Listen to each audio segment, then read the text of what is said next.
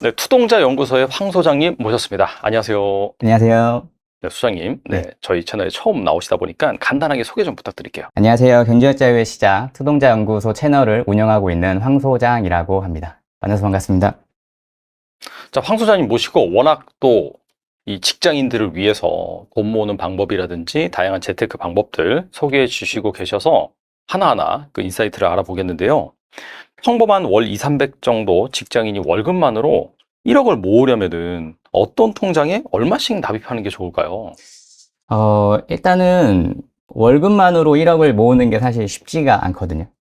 2, 300만 원 직장인이 월급만으로 1억을 모으려면은 기간이 좀 필요한데 생각보다 저희가 예상하는 기간보다 좀 짧게 1억을 모을 수 있어요. 그래서 제가 표를 조금 준비해 왔는데 네. 그 통장을 이제 제안을 해달라고 이제 말씀을 하셨잖아요. 근데 통장이 굉장히 여러 가지예요. 근데 이 통장을 저희가 사용하면은 금리가 높은 거를 일단은 사용하는 게 좋겠죠. 그래서 통장이 여러 가지가 있는데 만 34세 이하라고 하면은 청년도약 계좌 같은 이런 거를 좀 이용하면 좋겠죠. 그래서 제가 한번 계산을 해보니까 뭐 기여금 같은 것도 나라에서 나오고 70만 원까지 불입을 할 수 있으니까 적금 변환을 해가지고 수익률로 계산하면 한 8.7% 정도 되거든요. 근데 지금 시중에 8.7%의 수익률을 제공하는 그런 통장이 없으니까 나이가 된다면 이런 거 하면 좋고, 그 다음에는 이금융권의 예적금을 좀 이용하는 게 좋아요. 여기 위에는 발행호음이라고 이렇게 적혀 있는데 사실 이금융권 예적금은 그 저율 과세가 되거든요. 저희가 예금 이자를 받을 때 15.4% 일반 과세를 띄는데 이금융권 같은 경우에는 1.4% 농트세만 띄면 되니까 그만큼 수익률이 올라가는 그런 부분이 있어서 3천만 원까지는 그렇게 해서 적금이나 예금을 하는 게 좋다고 생각합니다.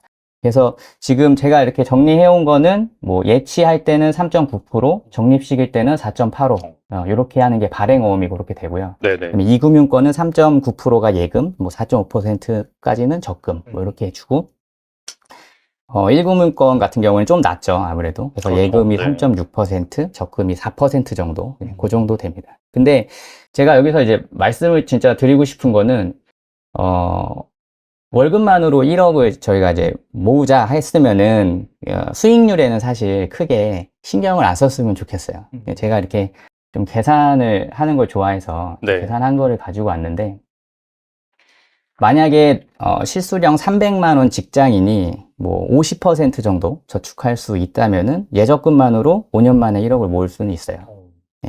그래서 연봉이 만약에 4,100만 원이다 하면은 실수령액이 한 300 정도 되거든요. 거기에 50%면 이제 150만 원 저축하는 거잖아요. 저축을 하는데 이 계산기가 이제 제가 만든 건데 적금 이율 4.5%, 예금 이율 4% 이렇게 돼요. 네.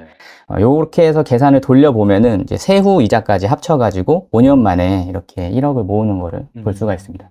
근데 제가 조금 1억을 모으기까지는 수익률에 좀 신경 안 썼으면 좋겠다라고 말씀을 드린 이유가 사실 이렇게 저축률을 올릴 수 있는 사람이 적어요. 20대 같은 경우에는 사실 거의 불가능하다고 보고요. 30, 40대들은 이제 가능할 수도 있는데 이때 본격적으로 투자를 하면서 나는 수익률을 많이 올릴 거야. 많이 벌고 싶어. 막 이런 좀 욕심이 생기거든요. 근데 그 수익률이 지금 적금 4.5, 예금 4%인데 이거를 10%로 제가 한번 올려봤어요. 올려봐도 1년 정도밖에 줄어들지 않습니다. 그러니까 초기 시드를 모을 때까지는 이런 수익률에 연연하는 것보다는 일단 시작을 하고 그리고 저축률 자체를 올리는 게 훨씬 장기적으로 봤을 때 효과적이에요.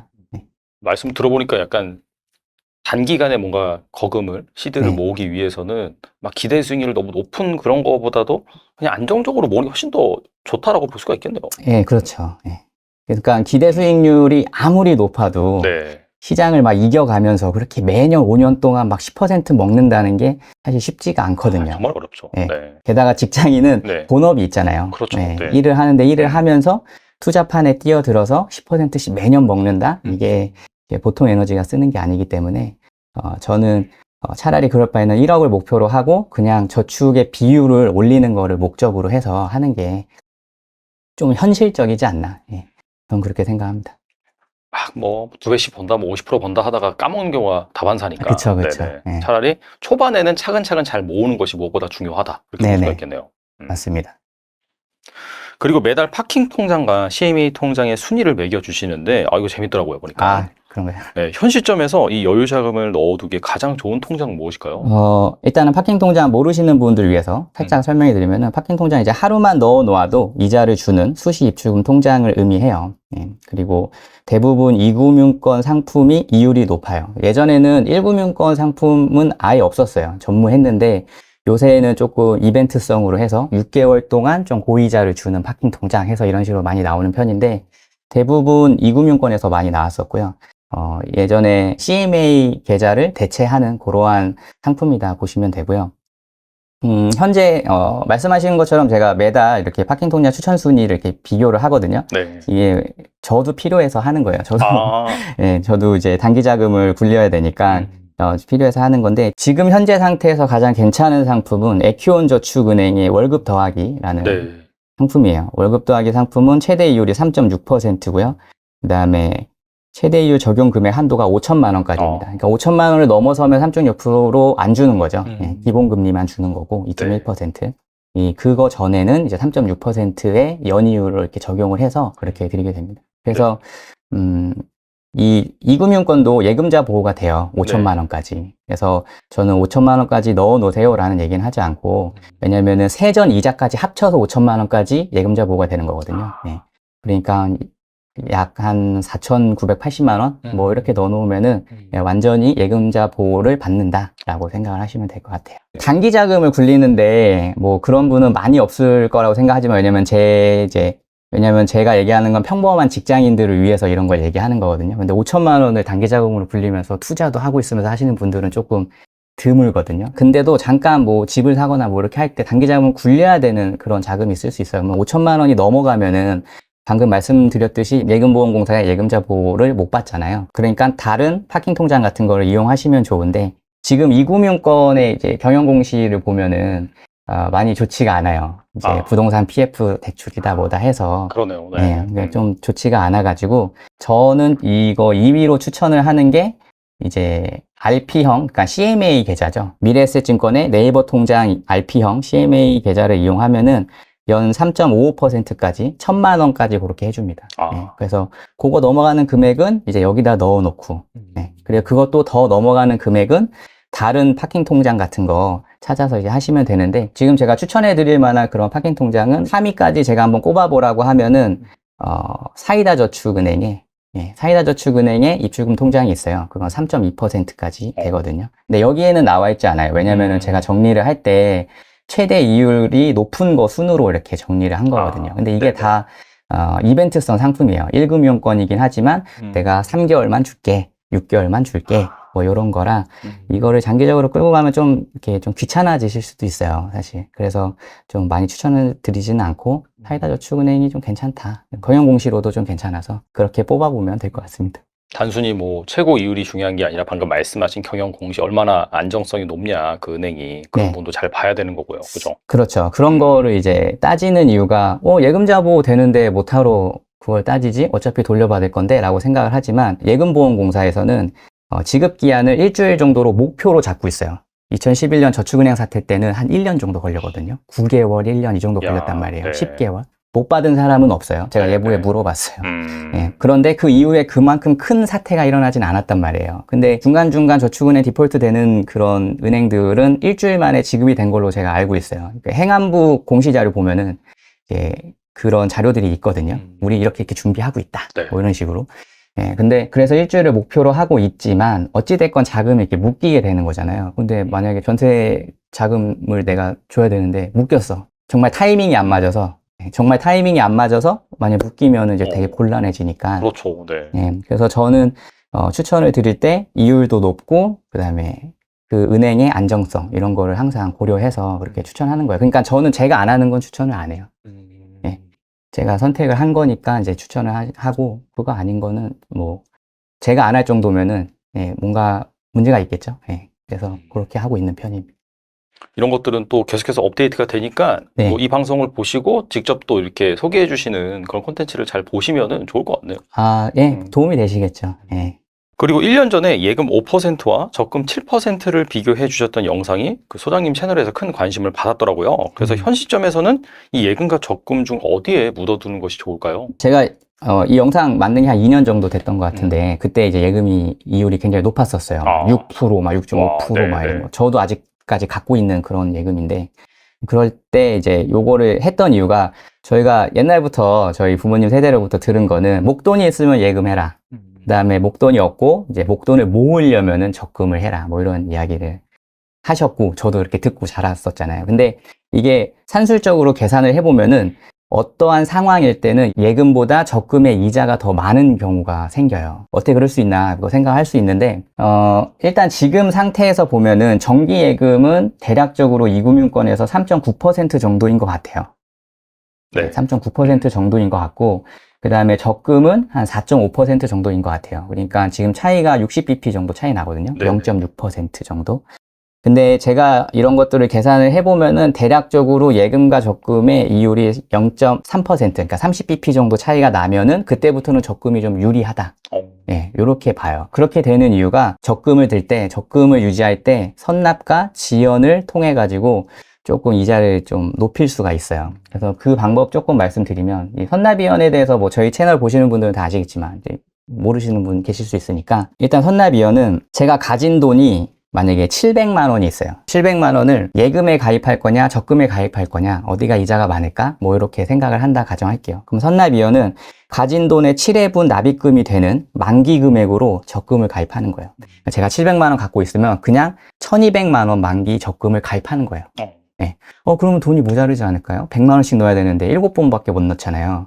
예. 근데 그렇게 가입을 하고 나서 적금 납입금 중에 6회분을 먼저 한 번에 내요.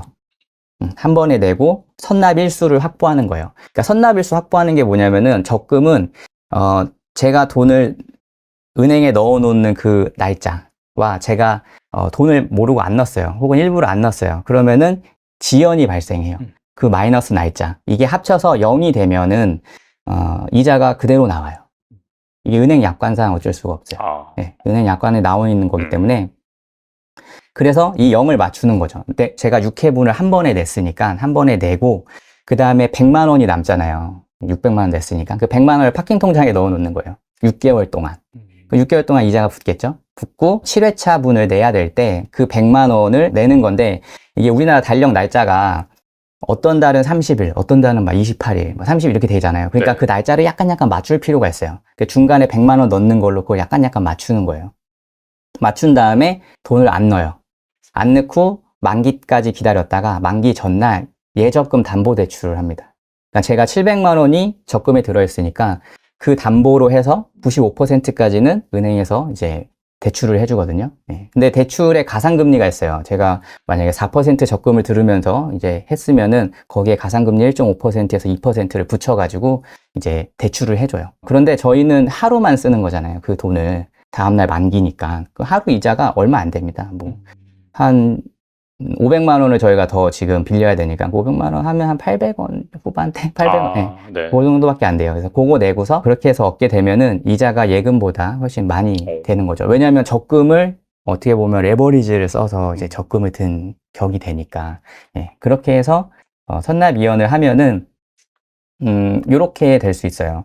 만약에 700만 원이 있다. 내가 700만 원으로 예금으로 지금 아까 말씀드렸던 듯이 뭐 이금융권에 맡겨서 3.9%의 이율을 적용받았다 하면은 세후 이자가 23만 958원 정도 돼요. 근데 이거 원단위 절세 안 해가지고 뭐 10원으로 왔다 갔다 하긴 하겠지만 이렇게 되는데 만약에 적금에 했다 하면은 14만 4천 원밖에 안 되죠. 왜냐면 58만 3천 원씩 매달 이렇게 넣는 거니까 은행에 들어있는 돈이 그만큼 적은 거잖아요. 그래서 이자가 적을 수밖에 없어요, 적금은. 근데 여기에 나머지 돈 58만 3천 원을 이제 1회분 내고 나머지 돈을 파킹 통장에 넣고 그 다음 달에 또 그만큼 빼서 넣고 파킹 통장에 넣고 이런 식으로 계속 갖고 있으면은 예금보다 높은 걸 볼 수 있습니다. 왜냐하면 파킹 이자가 지금 3.6%잖아요. 네. 아까 말씀드렸던 제가 가장 추천하는 그런 그렇게 되면은 이제 이렇게 이자를 얻을 수 있어요. 근데 아까 제가 조금 빼먹은 게 있었는데 파킹 통장은 변동금리예요. 그래서 제가 지금 말씀드려도 내일 3.6% 아니라 3%로 내립니다. 은행에서 얘기하면은 어쩔 수 없어요.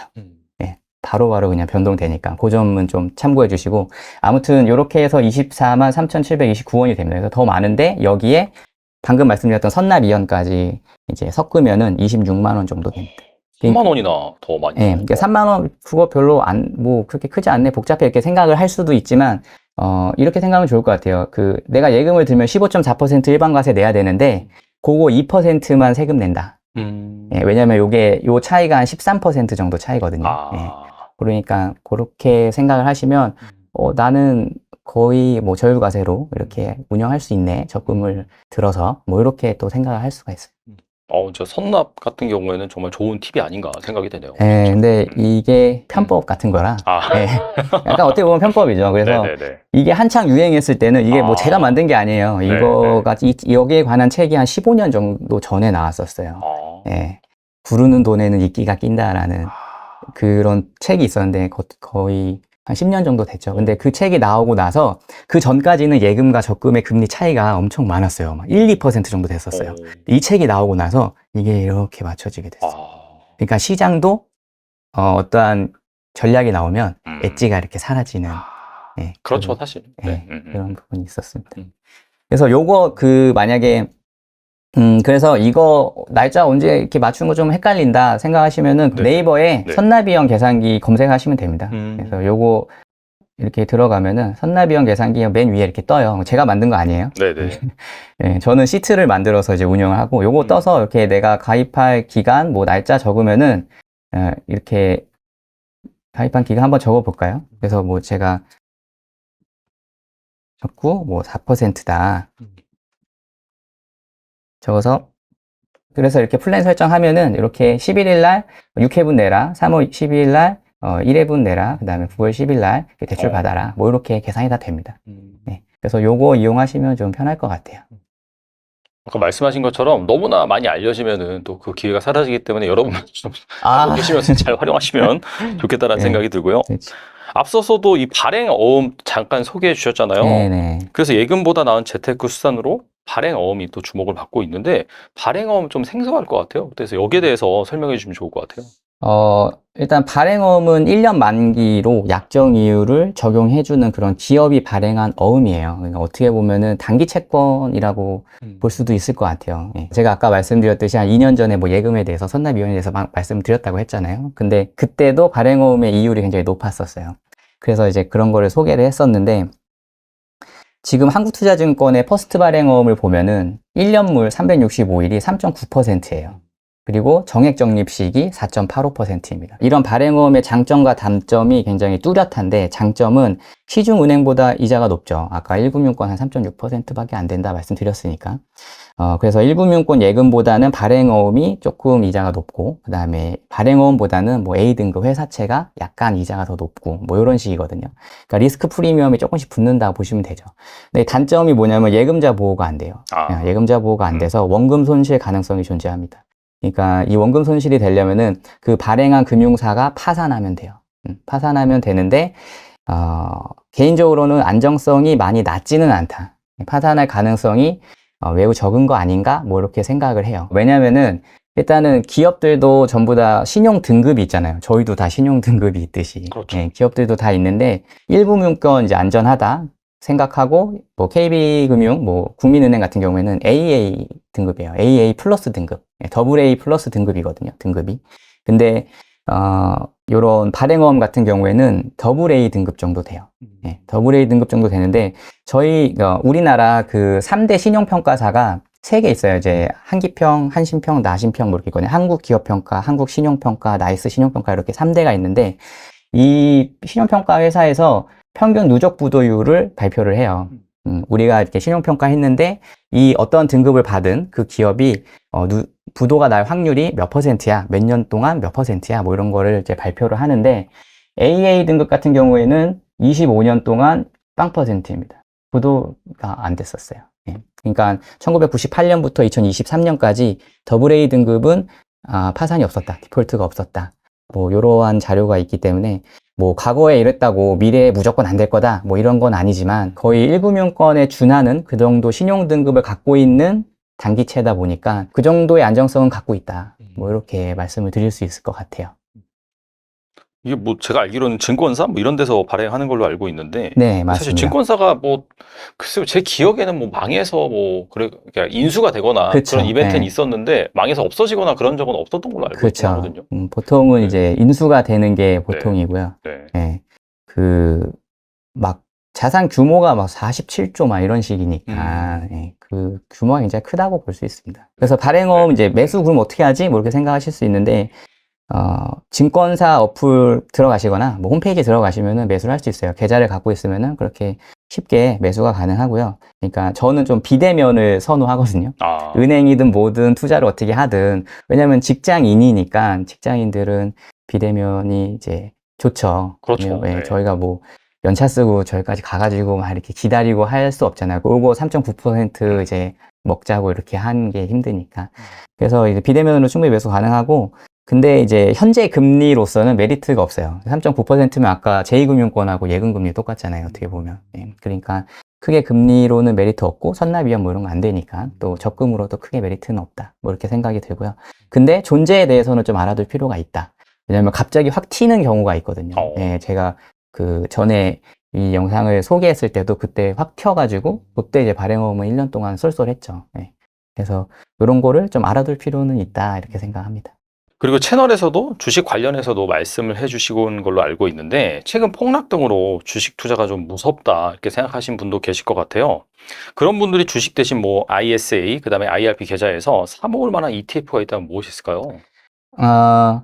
일단 주식 투자를 하시는 분이라면은 개별주 투자를 하든 뭐 지수 추종을 하든 폭락을 피해갈 수는 없어요. 그렇죠. 예, 한번 폭락하면은 뭐 많이 할 때는 40%, 50% 하락하는데 그게 뭐 나중에 복구될 거야 하더라도 그 하락을 맞아보지 않으면은 예, 그런 말 쉽게 못 합니다. 아, 예, 저는 네. 한번 맞아봤어요. 한 번이 아니죠. 저는 많이 맞아봤죠. 예.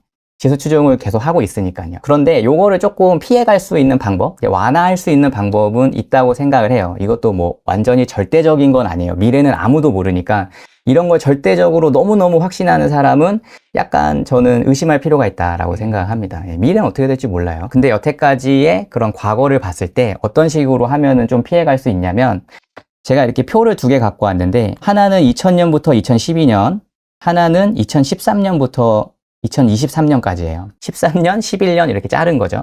이걸 왜 이렇게 잘랐냐면은 이 맨 밑에 있는 게 SPY라는 ETF입니다. S&P 500 지수 추종하는 그런 ETF죠. 그리고 맨 위에가 CEF예요. CEF는 처음 들어보셨을 분들이 많을 텐데 제가 이거를 테스팅할 때 GLD를 넣으려고 했어요. 금 ETF를, 금 현물을 추종하는 걸 넣으려고 했는데 그게 2003년에 아마 출시를 했을 거예요. 그러니까 이 2000년부터 2003년이 비어요. 이 기간이 좀 중요하거든요. 왜냐하면 이때 닷컴 버블이 있어가지고 한 40%, 50% 하락한 그런 시기였으니까.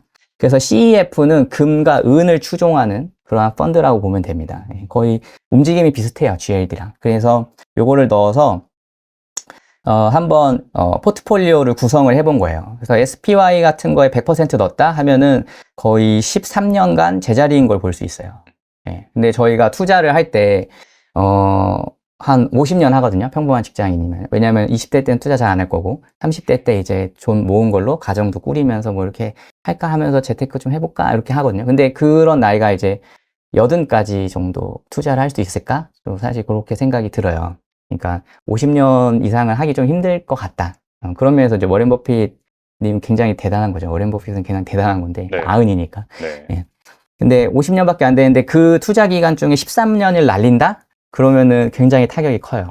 그 멘탈이 담아나지가 않을 것 그렇죠. 같아요. 예, 이거 좀 이렇게 회복되다가 뭐 떨어지다 하는데 달러 코스트 에버리지라고 해서 적립식으로 하면 되지 않나? DCA 방법이라고 하거든요. 한 달에 한 번씩만 사면 되지 않나 이렇게 생각하는데 이걸 이렇게 사다가 떨어졌을 때 여기서 뭐 수익을 보더라도 또 떨어지고 하면은 정말 멘탈이 나갈 수가 있어요. 그리고 저희가 이거 지금 전체를 다 봐서 그렇게 하면 되지라고 생각을 하지만 이게 지금 오늘 촬영하는 시기가 이날이었다고 쳐봐요. 예. 그러면은 그렇게 얘기할 수 있을까요? 못하죠. 못합니다. 그래서 포트폴리오를 구성하는 게 좋다고 생각을 해요. 그래서 SPY 100%가 아니라 SPY 50%에 CEF 50% 한번 담아봤어요. 그러면은 이렇게 조금 우상향하는 그런 그래프를 확인할 수 있습니다. 이거 CAGR로 보면은 연평균 복합 성장률로 한 8% 정도 돼요. 괜찮네요. 13년 동안 계속 8%씩 먹었다. 뭐 이렇게 생각하면 되니까 괜찮습니다. 네. 그리고 나서 2013년이 열렸어요. 네. 근데 이제 좀 나쁘게 생각해서 SPY를 계속 넣었다가 이거 가망이 없는 것 같아. 다시 제자리야. 요새는 금이 득세하네. 네. 지금 몇 년 만에 금이 이게 몇 배가 오른 거야. 금이 앞으로 나가려나 보다 해서 스위칭합니다. 네. 스위칭하면은 2013년부터 2023년까지는 금이 제자리예요. 네. 그러니까 11년 동안 금이 제자리를 거의 벗어나질 못해요. 최근에 금 소식 많이 들리잖아요. 맞아요. 맞아요. 네, 그러니까 어떻게 보면 10년의 사이클이 지나고 어떻게 보면 이제 금의 사이클이 또 오지 않을까 뭐 이렇게 섣부른 좀 예상을 해보긴 하지만 그렇게 해서 이제 금이 이렇게 됐을 때에도 그렇게 해서 금이 이렇게 정신을 못 차릴 때 SPY가 쭉 올라줍니다. 예, 거의 4배가 올랐어요. 10년 동안. 예. 그러니까 이거를 또 반반 우리가 샀다 하면은 이것도 CAGR이 한 8.2% 뭐 그 정도 됩니다. 예. 그러니까 만약에 이 반반을 계속 23년간, 뭐 22년간 유지했다면은 그 기간 동안 8%씩은 계속 모아서 복리 수익을 계속 얻을 수 있었던 거죠. 어떻게 보면. 그렇게 해서 포트폴리오를 구성하는 게 중요하다고 생각하고 말씀해 주셨듯이 만약에 ISA, IRP 계좌에서 내가 ETF를 좀 매수하고 싶다. 근데 주식 투자가 좀 무섭다. 그렇게 하시면은 제가 IRP에서 추천하는 ETF는 에이스 KRX 금현물, 네, 금현물을 추종하는 한국에 있는 유일한 ETF예요. 나머지는 거의 다 선물이거든요. 선물은 IRP에서 투자가 안 되잖아요. 그렇죠. 네. 그러니까 에이스 KRX 금연물이나 에이스 미국 국채 30년 액티브, 이거는 미국채 20년 이상 장기채를 이제 보유하는 그런 ETF입니다. 예, 그걸 추종하는 거고, 여기 H가 붙어 있고 이거는 H가 안 붙어 있잖아요. 이거는 환해지가 됐다는 거고, 이건 환해지가 아닌 노출형인데 지금은 환율이 높은 편이잖아요. 1,300원이 훌쩍 넘었으니까. 그렇죠. 그러니까 네. 해지형이 좀 낫지 않나? 뭐 이렇게 생각해요. 그래서 IRP에는 이런 거를 모으고, 뭐 연금저축펀드 같은 절세계좌, 뭐 그런 거에서는 뭐 SPY를 모아가면은 이렇게 서로 해지를 해주면서 좀 평탄한 시장 수익률을 얻을 수 있지 않나? 뭐 그렇게 생각을 합니다. 그리고 ISA 계좌에서는 저는 ETF에 투자를 하지 않아요. 회사채에만 투자를 해요. 네, 저는 회사채에만 투자를 하는 게 더 이득이라고 생각을 하고 있어서 장내 채권 회사채를 투자를 합니다. 그래서 이거는 뭐 제가 안 하고 있기 때문에 뭘 모아가세요 이렇게 말씀드리기는 좀 힘들 것 같아요. 예. 차라리 회사채를 하는 법을 좀 말씀을 많이 드리고 있는 편이에요. 예. IRP 계좌에서 안전자산 30%를 채권으로 채워야 되잖아요. 네네. 그러다 보니까 채권 투자를 통해 매달 꼬박꼬박 월세처럼 현금 흐름을 만들 수 있다, 이렇게 또 의견이 있는데 여기에 대해서 좀 말씀해 주세요. IRP 계좌는 70%를 위험자산으로 구성해야 되고 30% 안전자산으로 그렇죠. 구성을 해야 되잖아요. 네네. 예, 근데 30%를 우리가 채권으로 채우고 싶은데 뭐로 채워야 될까? 뭐 이 말씀이신 것 같은데, 방금 말씀드렸던 에이스밀고 30년 국채 액티브 같은 거 채우시면은 좋을 것 같아요. 그리고 이거는 환해지형과 환노출형 둘 다 존재하지만 미국 국채를 실물 구성하고 있어요. 실물로 갖고 있어요. 예. 그래서 뭐 이렇게 선물같이 변동성이 큰 게 아니라 앞으로 금리 인하가 좀 예상이 된다 하면은 좀 괜찮지 않을까 이렇게 생각이 들고, 그리고 이거는 실물 구성을 하고 있어서 DC형 계좌나 뭐 IRP 계좌, 그러니까 퇴직연금 계좌에서 100%도 구성이 가능해요. 예, 100%도 구성이 가능하고, 아까 말했던 KRX 금 같은 경우에는 70%밖에 안 됩니다. 예, 그거는 위험자산으로 분류를 해요. 그렇게 되는데 이 ETF 특이한 게 매달 배당해요. 그러니까 ETF는 배당이라고 안 하고 분배금이라고 얘기하는데, 그렇죠. 매월 분배금이 지급됩니다. 그래서 만기 수익률 지금 보면은 한 4.07% 정도, 뭐 그 정도 되니까 그 정도의 현금 흐름은 만들 수 있다. 뭐 이렇게 생각하시면 될 것 같아요. 그래서 매월 그래서 많은 돈이 들어가 있다면 월세처럼 이렇게 꼬박꼬박 받으실 수 있겠죠. 이러한 방법이 있고, 그래서 이건 분배금 제가 다운로드 받은 거거든요. 그래서 이번 연도 1월부터 8월까지 매월 0.3% 정도씩 이렇게 꾸준하게 나온 거를 볼 수 있어요. 네, 이렇게 되고, 그 다음에 IRP 계좌에서 일반 회사채를 이용하는 방법도 있어요. 일반 회사채를 이제 이용하려면은 일반 회사채는 이자 지급 시기가 1개월, 3개월, 6개월, 12개월 등 이게 되게 다양하거든요. 그래서 어떤 회사채냐에 따라 다양한데, 이거를 이제 배당주 엮듯이 이제 격자로 엮으면은 매달 할 수 있겠죠. 한 달에 하나씩 산다 하면은 그 한 달에 하나씩 매월 이자가 나오는 그런 격이 되니까. 그렇겠네요, 예. 진짜. 그래서 이렇게 격자로 하면은 매달 채권 이자 받을 수 있고요. 근데 IRP에서는 장내 채권이 투자가 불가능해요. 예. 장내 채권은 불가능한데 제가 알기로 NH투자증권만 현재 가능한 걸로 알고 있어요. 그 증권사마다 다르네요. 예, 이거 하나 유일하고요. 그다음에 다른 대형 증권사들은 장외 채권 시장을 이용해야 됩니다. 근데 장외 채권은 증권사가 갖고 있는 채권이에요. 예, 그거를 저한테 파는 거예요. 장내 채권은 제가 진행자님한테 이렇게 팔 수가 있어요. 서로 이렇게. 우리 서로 다 같이 이렇게 팔 수 있어요. 네네네. 예. 그러니까 시장이 훨씬 넓죠. 예, 내 입맛대로 또 호가를 이렇게 정할 수도 있고. 대신 거래량은 적어요. 이걸 하는 사람이 많지 않거든요. 지금은 굉장히 많아졌는데 과거에는 이제 굉장히 적었고 아직까지도 장외 채권 시장이 훨씬 커요. 예. 왜냐하면 이거 파는 거 올라온 거 그냥 사는 거 편하니까. 예. 그래서 그렇게 되는데 장외 채권은 사실 먹을 게 별로 없어요. 예. 제가 뭔가를 팔려고 해요. 채권을, 이자가 나오는 채권을. 그럼 좋은 거 안 팔 거 아니에요. 그렇죠. 아무래도. 예. 내가 갖고 있을 때 좋은 거 갖고 있고 싶으니까. 네. 예. 그냥 저는 좀 그렇게 생각을 해요. 그래서 장외 채권 시장은 좀 별로 먹을 게 없다. 그래서 장내 채권은 먹을 게 있죠. 왜냐면 내가 급해서 개인이니까 급해서 팔 수도 있는 거니까. 그렇죠.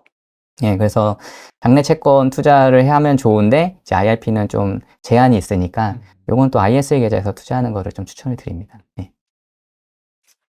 그리고 절세 계좌인 ISA 계좌에 대해서 잘 몰라서 만기 후에 몇백만 원씩 그 손해를 본 사례도 있다라는 얘기가 있는데 ISA 통장 3년 만기 후에는 어떻게 해야 조금이라도 좀 이득을 볼 수 있을까요? IS 계좌가 나온 지가 그렇게 역사가 길지가 않아요. 우리나라 도입된 게. 그래서 아마 만기를 맞이해 본 적이 없어서 이렇게 손해를 보는 그런 상황이 생긴다고 생각하거든요. 저도 얼마 전에 만기가 됐었어요. 그래서 만기 해가지고 이제 그거를 다시 새로 만들고 이렇게 했는데, 일단은 ISA 계좌 손해보는 경우 제가 두 가지 갖고 왔어요. 첫 번째는 IS 계좌는 비과세를 적용을 해주죠. 일반형은 200만원, 서민형은 400만원까지 운용 수익을 비과세 해줘요. 근데 서민형 같은 경우에는 이제 연봉이 좀 낮아야지 가입을 할 수 있는 거고, 네. 나머지는 일반형으로 가입이 되는데, 이 비과세를 넘은 한도로 이제 운용 수익이 발생하면 9.9%의 분리과세를 해줍니다. 예, 그러니까 IS 계좌 진짜 좋아요. 정말 좋은데, 이 만기가 되기 전에 만기 연장을 제가 깜빡하고 안 했어요. 만기를 3년으로 해놓고 만기 연장을 안 하면은 이 만기가 지나가면 연장 못 하거든요. 그러면 30일 이내에 포지션을 정리를 해야 돼요. 그래야 해지할 수 있어요. 네. 증권사에서 해지해주지 않아요. 네. 제가 포지션을 다 정리해서 현금으로 갖고 있어야지 해지가 되는데 이 만기 후 30일 이후에 발생하는 이 30일이 지났어요. 그 이후에 발생하는 운용 수익은 일반 과세예요. 15.4% 그냥 일반 과세를 합니다. 네. 그러니까 어떻게 보면 방치를 하면은 이런 거 뭐 만기 별로 신경 안 쓰고 계속 투자되네 이러면서 이제 방치하면은 좀 세금을 많이 내게 되는 거죠. 예. 워낙 좋은 그런 계좌인데 괜히 쓸데없이 세금을 많이 내게 되는 그러한 상황이 생길 수 있고요. 두 번째는 이제 3년이 지난 ISA 계좌에서 비과세 혜택을 넘어서 운용 수익이 발생을 했어요. 400만 원을 넘어서 발생을 했단 말이에요. 근데 그거를 이제 해지를 빨리 하고 새로 만들어서 이 한도를 넓히면 좋은데 그렇게 하지 않고 그냥 방치하면은 이제 운용 수익이 9.9% 계속 분리과세 되니까 예, 그렇게 되면은 또 손해를 볼 수도 있겠죠. 굳이 내지 않아도 될 세금을 내는 거니까 예, 그렇게 됩니다. 그래서 ISA 계좌를 3년이 되면 이제 어떻게 해야 될까 이제 고민하시는데 만기를 할까 연장을 할까 이렇게 고민하시는데 비과세를 다 소진을 했다면은 저는 해지를 하는 게 맞다고 봐요. 네. 비과세 다 소진을 하면은 해지를 하고 그 해지한 금액 중에 그 해지한 금액을 연금저축펀드나 IRP 같은 데에 만기금 이제 이전을 하는 거예요. 그러면 이전 만기금의 10% 300만 원까지 세액공제 대상이 됩니다. 대상이 되면은 이제 우리 연말정산 할 때 뭐 13.2% 혹은 16.5% 세액 공제를 할 수가 있어요. 그래서 세액 공제를 하면은 3년마다 뭐 39만 6천 원, 뭐 49만 5천 원, 뭐 이 정도는 대부분 용돈 받는 거다 이렇게 생각할 수 있으니까 그게 3년마다 텀으로 이제 넘어간다 하면 또 꽤 큰 돈이 되겠죠. 그래서 3년이 지난 IS 계좌 갖고 계시면은 뭐 비과세 아직 남아 있으시면 그거 다 쓸 때까지 계속 운용 수익 내시면 되고 그게 아니라면은 이제 해지를 좀 고려해 보시는 게 좋지 않나. 네, 그렇게 생각합니다. 저희 채널이 아무래도 재테크 채널이다 보니까 시청자분들께서 목돈 만들기에 관심이 좀 많으세요. 그래서 만약에 1억에서 10억을 만든다. 소장님만의 로드맵을 제시해 주신다면은 무엇이 있을까요? 일단 저는 실천할 수 있는 그런 현실적이고 구체적인 방법이 매우 중요하다고 생각을 해요. 투자 수익률은 시장 수익률로 그냥 저는 목표로 잡아요. 네, 연 8%로 그냥 목표를 잡습니다. 그냥 그렇게 목표를 잡고 소비를 통제해가지고 그 잉여 현금을 확보한 다음에 그 잉여 현금으로 투자를 계속해서 이 10억을 만들려고 노력을 할 것 같아요. 투자를 통해서 금융소득을 확보하는 게 굉장히 중요하거든요. 만약에 직장인이 경제적이 없겠다, 뭐 이렇게 생각하면은 그 확보하는 게 굉장히 중요해요. 그리고 저는 사실 목표가 10억도 아니에요. 예, 목표는 경제적 자유지, 10억이 만약에 있다 하더라도 소비를 너무 많이 하는 사람이라면은 사실 크게 의미가 없거든요. 부족하죠, 예. 그러는데. 그러니까 생활비를 어떻게 금융소득으로 대체할 것인가의 문제이기 때문에 얘네들이 다 얽혀 있어요. 투자 수익률과 제가 갖고 있는 금융 자산의 크기와 소비 금액과 이런 것들이 다 얽혀 있기 때문에 어느 하나 이렇게 삐끗하면은 경제적 자유를 얻을 수가 없어요. 그래서 이러한 그 계산기를 이용해서 예, 저는 이제 계산을 합니다. 그래서 유튜브 멤버십을 제가 운영하고 있는데 그 네. 멤버십 분들하고 이제 공유하고 있는 그런 자료예요. 근데 이제 미래 현금 흐름 계산기라고 제가 이름을 붙였는데 현재 제 나이와 그다음에 이 밑부분은 저의 소비예요. 소비가 있고 이 소비에서 물가 상승의 영향을 받는 것과 그다음에 기간 한정적인 그러한 소비를 또 나눠요. 뭐냐면 부모님 용돈을 드리는데 아, 제가 영원히 드릴 수는 없잖아요. 그렇죠. 저는 영원히 네. 드리고 싶지만 네. 물리적으로 불가하니까.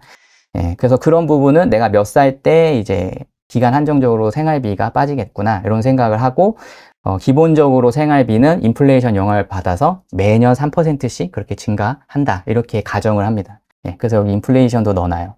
그래서 3%는 이제 지난 30년간 우리나라 이제 인플레이션이라고 보면 되고요. 한 2.87? 그 정도 될 거예요. 근데 지난 10년간은 한 2% 정도밖에 안 돼요. 2.5. 네, 그 정도밖에 안 돼서 좀 낮게 잡을 수도 있지만 그러면 조금 스트레스 테스트가 안 되니까 좀 일부러 높게 잡아가지고 3%를 이렇게 잡아서 42살에 적립투자 8% 월급 상승이 2% 될 거고 매년 퇴직연금으로 지급이 이렇게 매달 12분의 1이 이렇게 지급되잖아요. 연봉에. 예, DC 계좌에 이렇게 들어오고 DC 계좌에 잔고가 얼마 있고 금융자산이 얼마 있고 목돈 투자 수익이 얼마 있고 해가지고 뭐 직업이 변동도 될 거예요. 제가 영원히 그 회사에 다니라는 법이 없으니까 몇 살 때 변동이 될 것 같고 그 상승률은 어떻게 되고 그렇게 돼서 완전히 퇴직하는 나이가 몇 살이고 제가 사망하는 나이가 몇 살이다. 이런 것까지 다 요소를 넣어서 계산을 돌려봅니다. 예, 돌려서 아, 내가 사망 시에 한 26억 정도 갖고 가겠구나. 남기고 가겠구나. 그러면 그거는 또 만약에 근데 그거는 40년 뒤, 50년 뒤에 그런 26억은 지금의 가치가 아니잖아요. 가치 환산하면은 지금으로서 한 6억 4천 정도 되겠구나. 예, 뭐 이런 거를 항상 작성을 하고 예, 이제 어떻게 우리가 잘 가고 있나 예, 이런 것들을 좀 체크를 하죠. 그러니까 막연하게 1억에서 10억 갈 거야. 1억을 어디다 몰빵하면 10억이 될까? 운이 좋으면 될 수도 있지만 네. 예, 저는 그 확률을 조금이라도 높이고 싶은 사람이거든요. 그래서 이렇게 좀 철저하게 계산을 해서 로드맵을 짜고 있습니다. 확실히 이걸 짜고 꾸준히 그 장기간 동안 실천하는 게 무엇보다 중요하겠네요. 네, 그렇죠. 근데 그 실천력이 이 짠 거에서 나와요, 사실. 아, 맞아요, 맞아요. 예, 네. 짜서 와 이게 야 진짜 이렇게 되는 거야?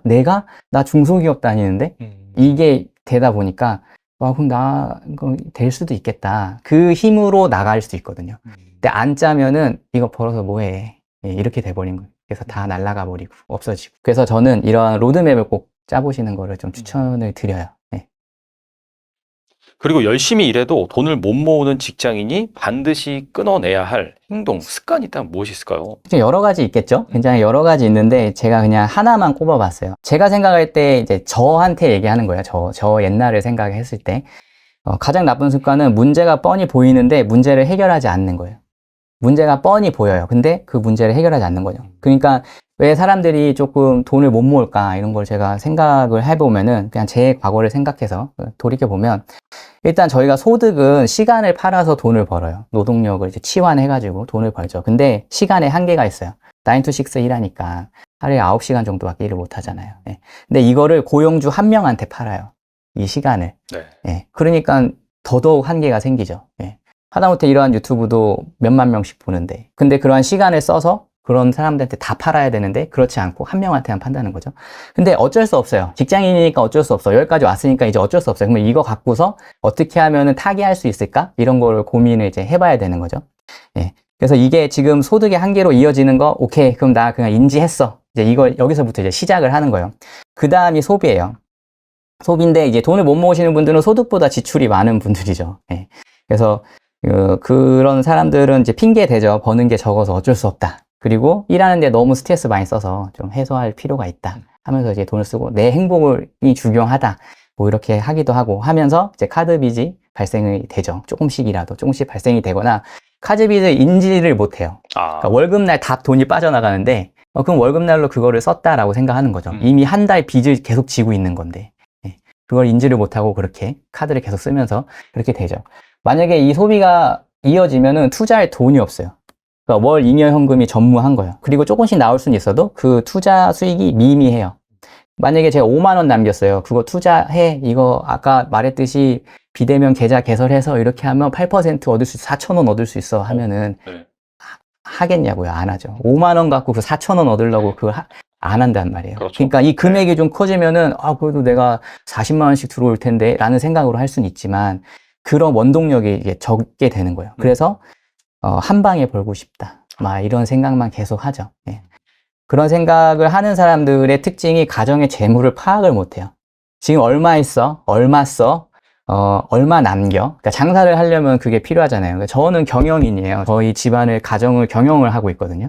근데 경영인이 자기가 얼마를 버는지, 얼마를 쓰는지, 얼마를 남겨야 되는지, 목표가 뭔지가 없으니까 없다면은 안 되겠죠. 그러니까 시간이 없어서 그래서 이런 사람들은 시간 없어서 가계부 못 써요. 가계부 안 쓰고 재무 파악보다 투자를 좀 중요시해요. 또 특이하게. 예, 투자를 막 중요시해서 지금 한 3천만 원 정도인데 이걸로 어떻게 좀 한 10배 튕길 수 없을까? 막 이런 생각 많이 한다는 거죠. 네. 그래서 재정적 어려움을 느낍니다. 예, 좀 갈망은 있죠. 예, 부자가 되고 싶다는. 근데 재정적 어려움을 느끼는데 시간이 없고 하니까 시간을 팔아요. 예, 그래서 계속해서 이렇게 돌고 도는. 예, 그래서 이 굴레 중에 뭐가 문제인지 뻔히 보여요. 지출을 줄여야 돼요. 예. 지출을 줄이고 스트레스 안 받는 그러한 나의 행복을 유지할 수 있는 소비를 유지해야 돼요. 그러니까 나에 대해서 잘 알아야 돼요. 나한테 시간을 쓰고 나한테 관심을 갖고 좀 그래야 되는데 그러질 못해요. 예, 그러니까 계속 악순환이 반복이 돼요. 그러니까 이런 문제를 발견하면 해결을 해야 되는데 가장 최악은 문제라고 인식을 못하는 거겠지만 근데 문제를 알고도 좀 해결을 안 하려고 하는 사람들이 많은 것 같아요. 예. 이런 습관은 반드시 끊어내야 되는 그런 습관이라고 생각을 합니다. 소장님이 좋은 이런 자료를 보여주셨으니까 거울이라 생각하시고 한번 비춰보신 다음에 내가 지금 이 짓을 하고 있지 않나 잘 한번 생각해 보시고 좀 개선해 나가셨으면 좋겠다는 생각이 이거 들고요. 보시고 찔린다면 빨리 실행을 하시기 바랍니다. 네네. 그리고 요즘에 은퇴를 앞둔 5, 60대뿐만 아니라 조기 은퇴를 꿈꾸는 사람들도 많더라고요. 그래서 노후의 생활비 걱정 없이 살기 위해서는 한 얼마 정도의 은퇴 자금이 필요할까요? 경제적 자유 이 분야에서 좀 유명한 이론이 4% 룰이라는 게 이제 유명해요. 윌리엄 벤겐이라는 재무 설계사가 만든 그러한 이론인데 이제 논문으로 쓰고도 했었거든요. 2000년도에 썼었는데 이게 연소비의 25배 금융 자산을 가지고 그러니까 2천만 원 쓰는 사람이라면은 한 5억 정도 갖고 S&P 500하고 채권의 5대5를 분배하면은 그렇게 해서 투자 수익을 얻으면은 첫 해에 4%를 인출할 수 있고 5억에 4%면 2천만 원이잖아요. 인출할 수 있고 인플레이션에 맞춰서 인출 금액을 계속 높여도 여기에서는 이제 미국이 목표로 하는 게 2%니까 인플레이션 목표가 2%거든요. 그러니까 2%씩 올라가면서 이제 계속 뽑아도 30년간 포트폴리오가 건재하다. 이러한 거를 이제 백테스팅을 통해 가지고 논문을 쓴 게 있어요. 그래서 이게 좀 제일 유명하거든요. 근데 이 테스트한 기간이 1938년 막 이때부터예요. 그러니까 경제 대공황이 있을 때부터 지금까지도 뭐 괜찮다, 건재하다. 뭐 이러한 이론이니까 저도 여기에 조금 맞다고 생각을 해요. 한 자기의 소비 금액, 연 소비 금액이 한 25배 정도?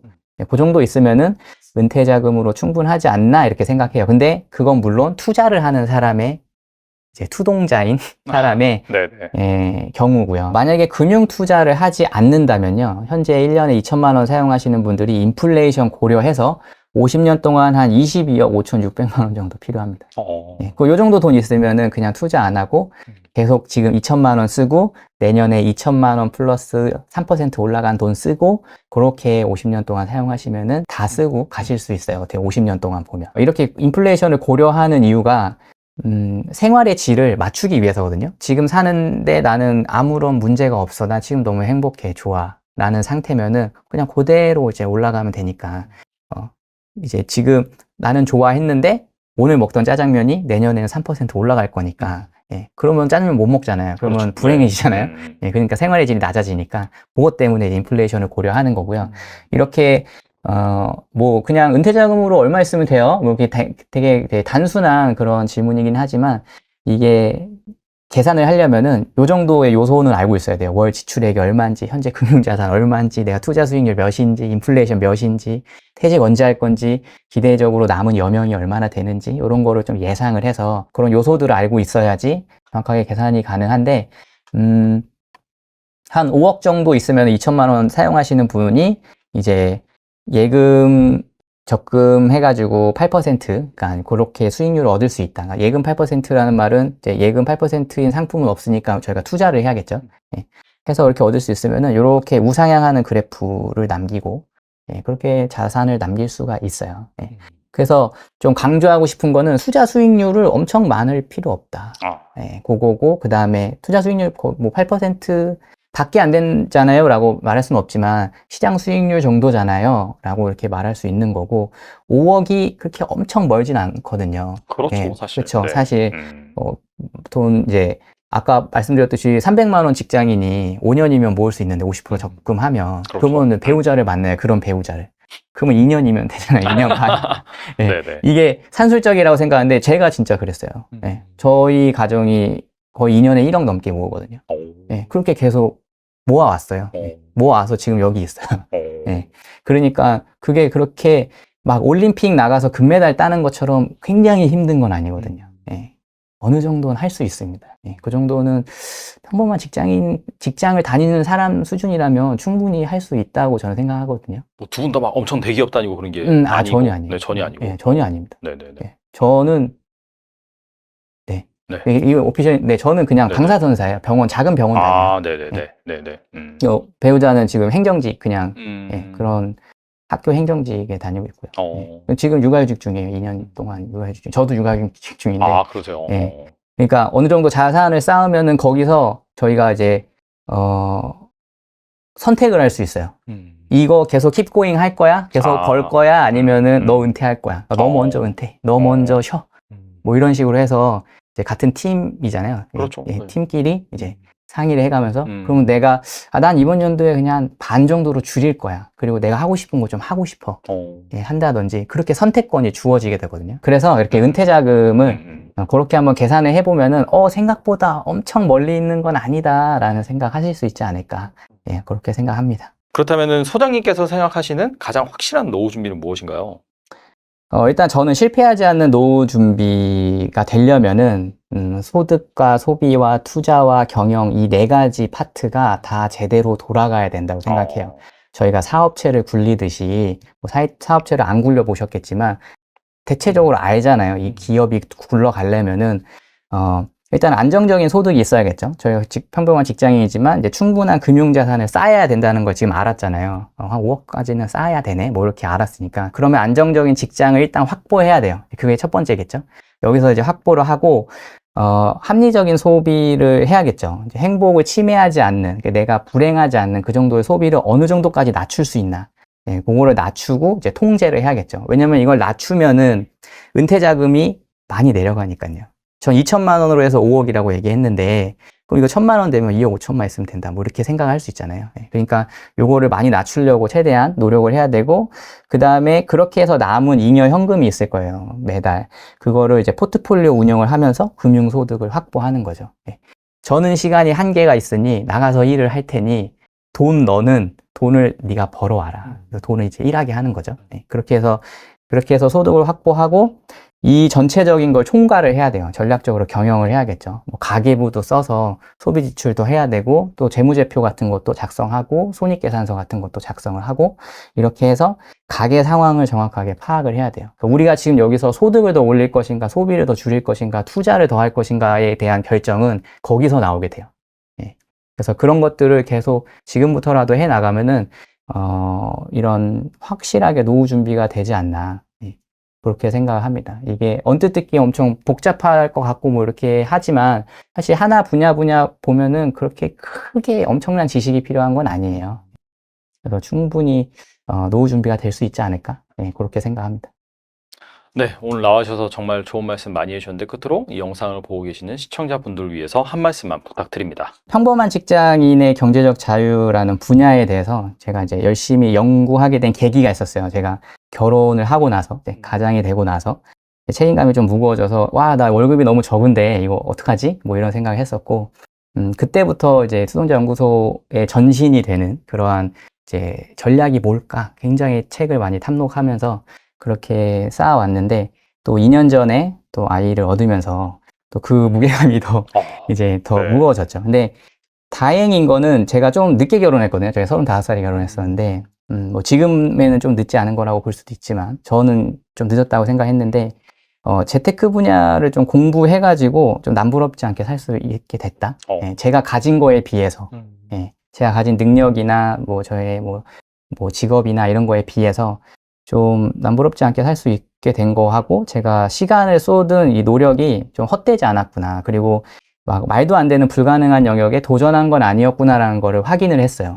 보고. 아까 보셨듯이 뭐 그러한 시트를 작성을 한다든지 저희가 이제 성장해 온 걸 이렇게 보면은 아, 이거 진짜 불가능한 거 아니다. 이렇게 생각이 든 게 참 다행이라고 생각합니다. 그래서 평범한 직장인은 누구나 열심히 일하는 사람들이에요. 근데 평생 일해도 이제 내 집 한 채가 없는 사람들이 굉장히 수두룩하죠. 그래서 참 안타까운 상황이라고 생각을 하는데, 나이가 어떻게 됐던 간에 또 능력이 어떻게 됐던 간에 좀 그 재테크의 본질을 좀 파악을 하고 하나씩 배워 나가고 또 천천히 배워 나가 보면은 직장인의 경제적 자유가 남일만은 아니다. 남만 그렇게 되는 건 아니다. 내일이 될 수도 있다라고 그렇게 생각을 합니다. 그래서 이렇게 좀 좋은 채널에 나와서 이런 정보를 좀 나눌 수 있어서 굉장히 저도 좋았고요.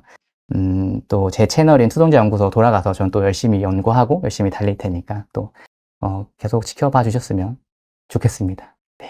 정말 그 평범한 직장이, 그러니까 대기업 뭐 다니시는 분도 아니고 저 중소기업에서 열심히 일하시는 직장인이 정말 선수 이렇게 투자를 해서 또 깨닫고 성공한 그런 부분들을 정말 심도 있게 다뤄주셔가지고 크게 와닿다라고 생각이 되고요. 네. 네, 그런 관점에서 또 앞으로도 계속해서 좋은 상품이라든지 좋은 투자법, 좋은 돈 모으기 방법 계속해서 말씀을 해주시니까 특히나 이 자료가 너무 상세해서 보기 좋은 것 같더라고요. 꼭 한번 방문해 보셔서 많은 도움 받으셨으면 좋겠습니다. 네, 지금까지 황 소장님 나오셔서 감사합니다. 네, 감사합니다.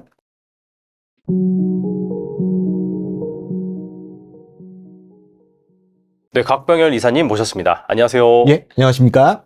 네, 이사님 저희 채널에 처음이셔가지고 간단하게 소개 좀 부탁드릴게요. 예, 오늘 처음 인사드리도록 하겠습니다. 저는 대한민국 증권사 중에 뭐 아주 큰 증권사는 아니지만 리딩투자증권이라고요. 저희 중소규모의 증권사에서 지금 현재 리서치 센터를 제가 지금 운영하고 있고 그 센터장 맡고 있는 곽병열 이사라고 하고요.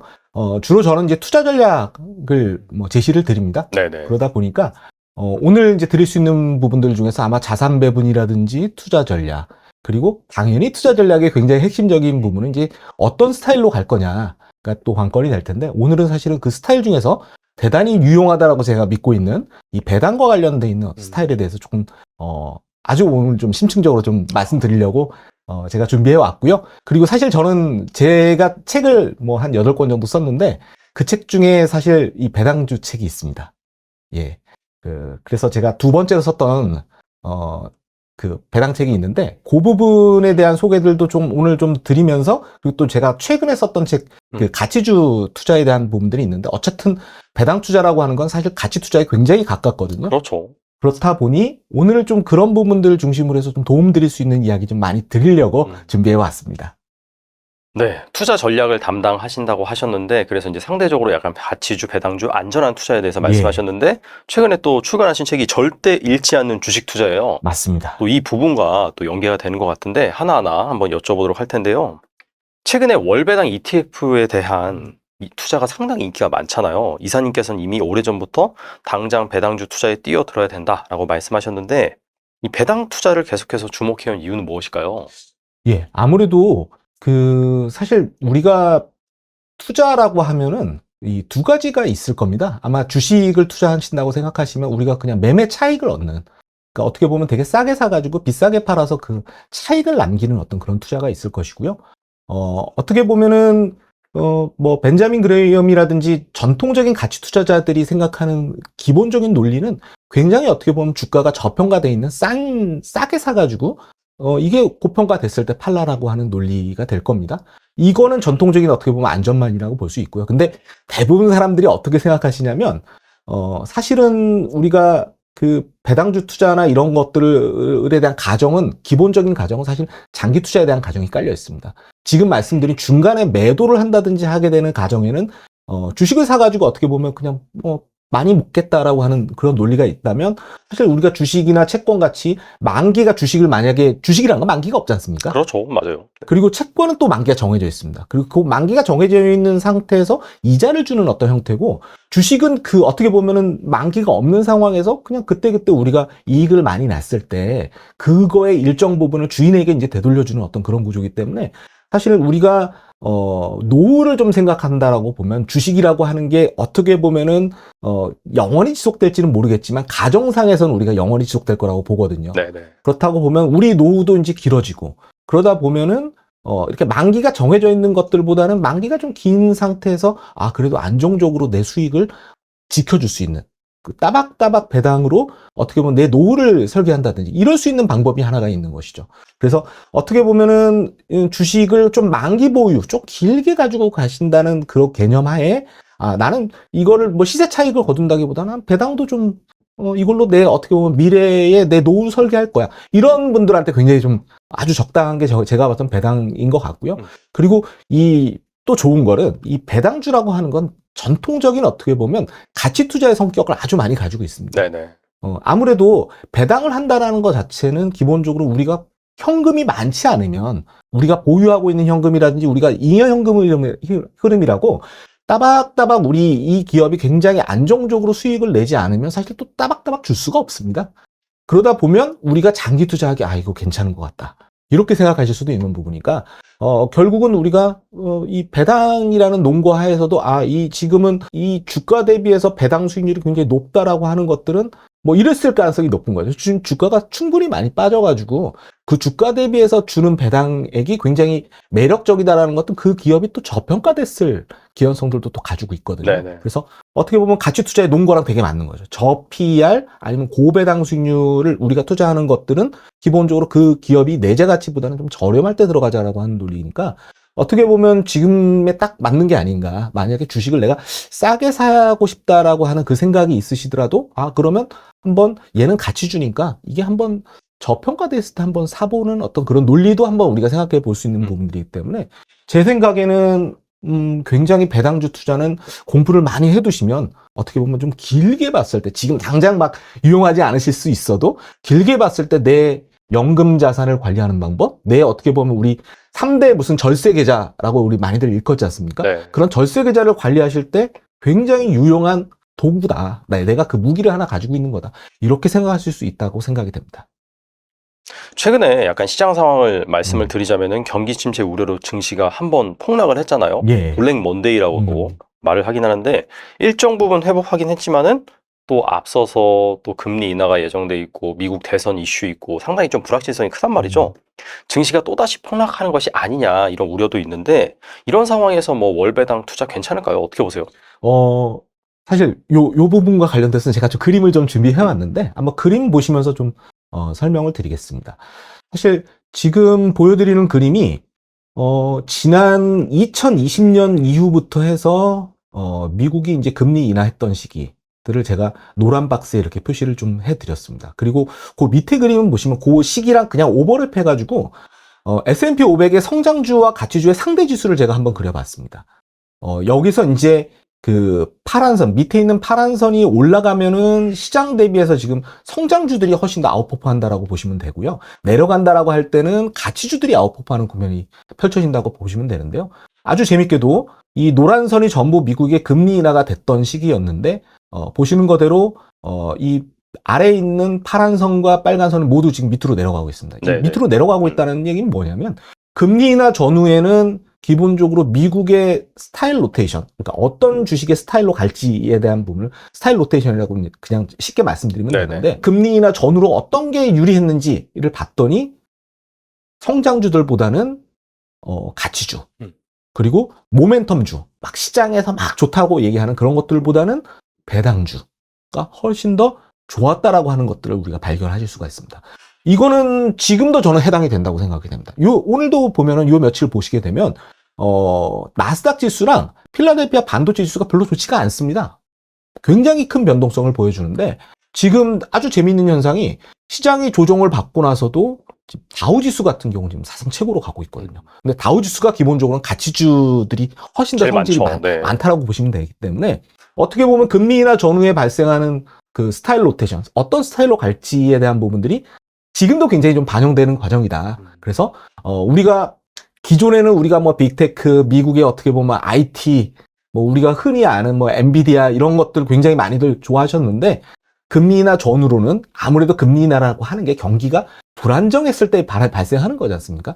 경기가 불안정할 때는 그래도 조금은 좀 안정감이 있는 것들이 이제 가치주 내지는 배당주기 때문에 사람들이 이쪽으로도 좀 옮겨간다라고 보시면 되기 때문에 지금 가치주랑 배당주 저랑 같이 공부하시는 건 굉장히 시의적절하다라고 저는 그렇게 아주 쉽게 좀 말씀을 드릴 수 있을 것 같고요. 그리고 또 하나 그림도 제가 준비해 봤는데요.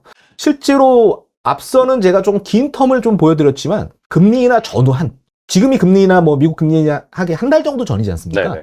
근데 금리 인하 전후에 한 단기적으로 봤을 때 금리 인하 되고 나서 앞뒤로 한 금리 인하 되기 2달 전, 그리고 금리 인하 한 2달 전. 이게 어떻게 보면 한 4달 전후가 지금 우리가 가깝게 마주하고 있는 어떻게 보면 현실적인 부분이 될 테니까요. 요때 미국의 업종들이 어떤 업종들이 좀 성과가 좋았는지 제가 봤거든요. 근데 굉장히 좀 재밌게도 IT주들 같은 경우가 별로 좋지가 않습니다. 평균적으로 보면은 이게 100이라고 하는 게 2달 전에 시작할 때의 주가거든요. 근데 100보다 내려가 있죠. 평균적으로 보면. 그러니까 사실 지금 시장이 반영하고 있는 게 저는 대단히 합리적인 거다라고 생각이 되고요. 아웃퍼포하는 업종들 봤더니 필수 소비재.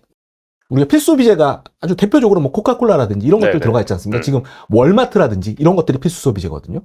요런 종목들이 아웃퍼포하는 것들을 보실 수가 있습니다. 2달 전 대비해서 한 5% 정도 올라가는 평균적으로 보자면 그러고요. 그 소재도 좋습니다. 소재도 좋고 그다음에 굉장히 재밌게도 유틸리티, 우리나라 한정 같은 어떻게 보면 그렇게 경기를 많이 안 타는 경기에 덜 민감한 종목들로 업종으로 조금 어떻게 보면 분산되는 것들을 우리가 눈여겨보실 수가 있는 거죠. 그래서 이런 업종들이 최근에도 사실 성과가 좋아지고 있거든요. 그거는 이상한 게 아니고 과거에 어떻게 보면 우리가 경험했던 것들이 일정 부분 좀 현실화되는 측면들이 있는 것 같고 저는 이번 국면도 사실은 이 국면으로 가고 있는 거기 때문에 단기적으로 본다면 저랑 오늘 같이 한번 가치주, 배당주 공부하시는 건 굉장히 시의적절하다. 다시 한번 또 강조드릴 수 있을 것 같습니다. 그 경기 상황을 사실 이렇게 뭐 본다고 하더라도 이 타이밍을 맞추기가 상당히 어렵잖아요. 그래서 이렇게 신경 쓰기 어려운 분들도 많은데 ISA나 IRP 등 연금 계좌에서 만 편히 한 10년 정도 묻어둔다라고 네. 한다면은 어떤 ETF가 좋을까요? 일단 가정이 우리가 10년을 묻어두려면요. 뭔가 우리가 투자하는 대상에 대해서 굉장히 얘네들은 괜찮을 거야. 우리가 길게 봐도 이거는 특별히 문제가 없을 거야라고 하는 어떻게 보면 우리 안정성에 대한 나만의 어떻게 보면 기준을 충족을 시켜야 됩니다. 그러니까 예를 들면은 만약에 이게 좀 잠깐도 가지고 있기 힘든 걸 어떻게 우리가 10년을 끌고 가겠습니까? 그렇죠. 네. 10년을 끌고 간다는 건 사실은 기업으로만 따지면 굉장히 어떻게 보면 오랫동안 구축했던 브랜드 가치가 아주 확고하다든지 해당 시장에서 그냥 거의 1등을 한다든지 아니면 기존에 벌어놨던 유효할 수 있는 현금 흐름들, 이용할 수 있는 현금 흐름들, 그걸 뭐 잉여 현금으로 봐도 되고 기존에 또 쌓아놨던 건 이익잉여금에 쌓여 있거든, 재무제표로는. 그런 것들이 되게 많이 충족되어 있는 그런 기업들을 아마 우리가 투자를 해야 될 겁니다. 그래야지 왜냐면 10년을 만약에 기다리더라도 이런 기업들은 어차피 제자리로 올 거야. 지금 좀 빠져도 나는 그냥 꾸준히 사서 긁어 모으면 돼. 라고 하는 가정의 성립이 될 수 있기 때문에 그렇거든요. 그런 것들은 기본적으로 해서 펀더멘털이 되게 좋은 것들을 긁어 모은 ETF들로 가시는 게 맞다라고 생각이 되고요. 제가 쭉 몇 가지 좀 가져와 봤는데요. 사실 이 뒤에도 지금 월배당 ETF 네네. 지금 타이거 ETF들도 소개가 됐지만 제가 봐서는 배당주가 그런 의미에서 굉장히 의미가 있습니다. 배당 ETF들이 아무래도 배당을 하는 인덱스 안에 들어와야 되잖아요. 근데 그 인덱스 안에 들어오려면 조건이 되게 까다롭습니다. 되게 배당 수익률도 좋아야 되고 연속 배당도 해야 되고 그리고 배당 성장도 또 일정 부분 해야 됩니다. 그런 조건들을 또 충족시키려고 하면 그거는 사실은 펀더멘털이 좋지 않으면 불가능한 거기 때문에 제가 봐서 이 뒤에 나와 있는 이런 배당 ETF들 좋습니다. 그래서 저는 사실은 타이거가 아니라 코덱스를 갖고 왔는데요. 네네. 근데 코덱스랑 제가 봐서 타이거가 크게 다르지는 않을 것 같습니다. 여기에 들어가는 기본적인 인덱스 자체가 사실은 미국의 대표적인 배당 인덱스를 가지고서 하고 거기에 이제 일부 커버드콜 전략을 써가지고 추가적인 어떻게 보면 인컴을 덧붙이는 그런 형태거든요. 그래서 제가 봐선 이런 것들도 전 좋다고 생각이 되고요. 그리고 우리가 장기 투자할 때 그런 얘기들을 합니다. 이 장기 투자를 할 때 누가 떠오르냐? 그러면 다들 떠오르는 한 사람이 있지 않습니까? 오렌 버핏. 예, 워런 네네. 버핏입니다. 근데 재밌게도 워렌 버핏의 버크셔 해서웨이의 포트폴리오를 그냥 그대로 복제한 또 ETF들이 국내에 또 출시가 됐습니다. 네네. 그래서 이거는 물론 이제 배당을 주고 그런 건 아니지만 원래 기본적으로 워렌 버핏의 투자 철학에는 별로 그렇게 배당을 연연하지 않습니다. 그리고 심지어는 버크셔 해서웨이도 배당을 하지 않습니다. 맞아요, 맞아요. 네. 배당을 하지 않지만 그래도 여기 들어가는 종목들은 대단히 배당 이외의 자사주 매입 같은 것도 굉장히 열심히 한다든지 아니면 기본적으로는 굉장히 워렌 버핏의 전통적인 가치주 판단하는 기준에 부합하는 종목들이기 때문에 내 돈을 그냥 10년 올라 난 잘 모르겠고 난 그냥 버핏이 하는 대로 그냥 할 거야.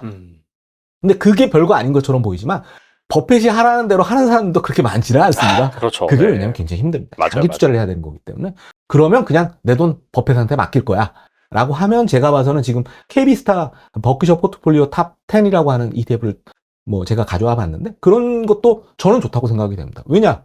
이건 기본적으로 내 돈을 그냥 버핏한테 맡기는 거니까. 그러면 10년을 할 수가 있을 겁니다. 왜냐하면 물론 이제 버핏이 지금 고령이시니까 그 이후에 어떻게 될지는 그것도 이제 문제긴 한데 어찌되든 간에 버핏의 투자 철학을 입각해서 했다라고 보면은 한번 믿어보는 거죠, 뭐. 그리고 또 어떤 게 있냐면요.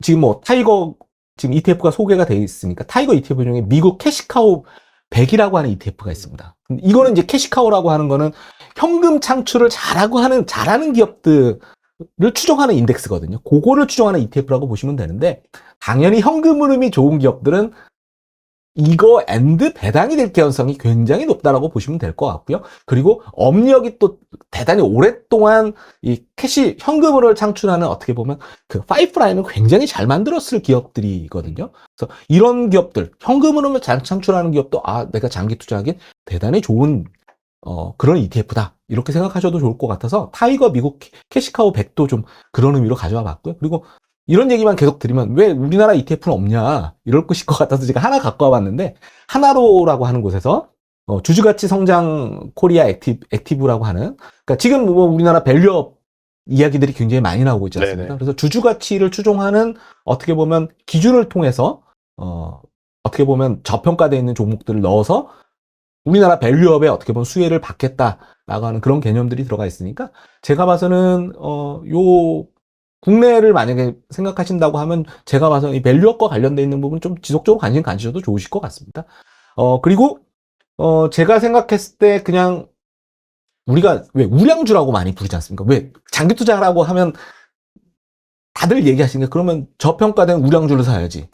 맞아요. 그렇게 네. 되게 말들은 쉽게 하는데 우량주에 대한 기준 자체가 되게 모호하거든요. 근데 그 기준을 사실은 어디에서 파생된 거냐면 미국에는 사실은 이 퀄리티 인덱스들이 있습니다.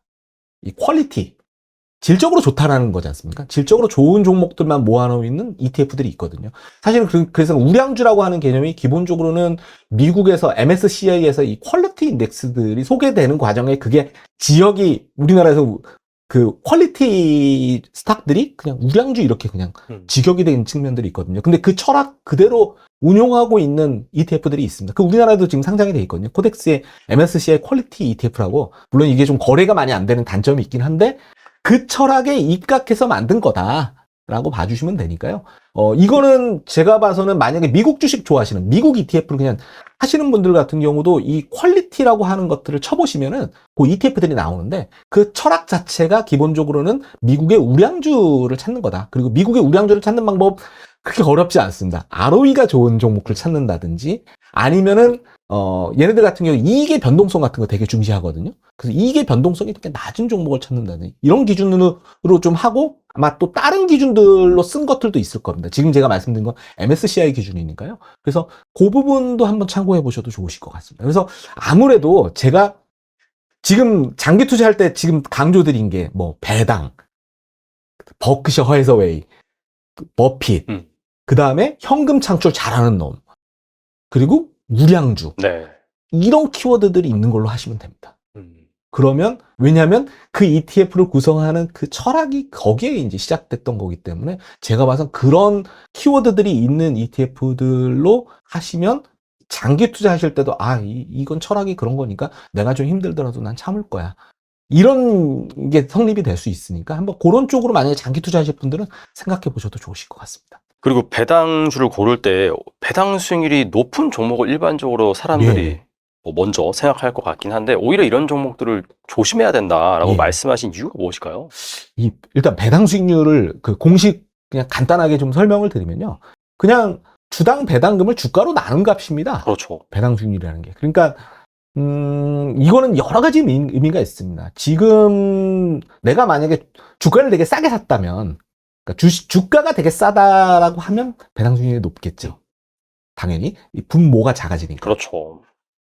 이제 여기서 이제 문제가 발생합니다. 그러니까 주가가 빠지는 이유는 기본적으로 뭐 주가가 빠지는 이유는 여러 가지가 있을 수 있습니다. 그냥 쉽게 생각하면 외부 충격이 가해졌을 때, 뭐 코로나 팬데믹이 발생되면 그냥 다 빠지는 겁니다, 주가는. 그래서 그러니까 시장 자체가 빠지니까 그냥 해당 주가도 빠지는 경우도 있고요.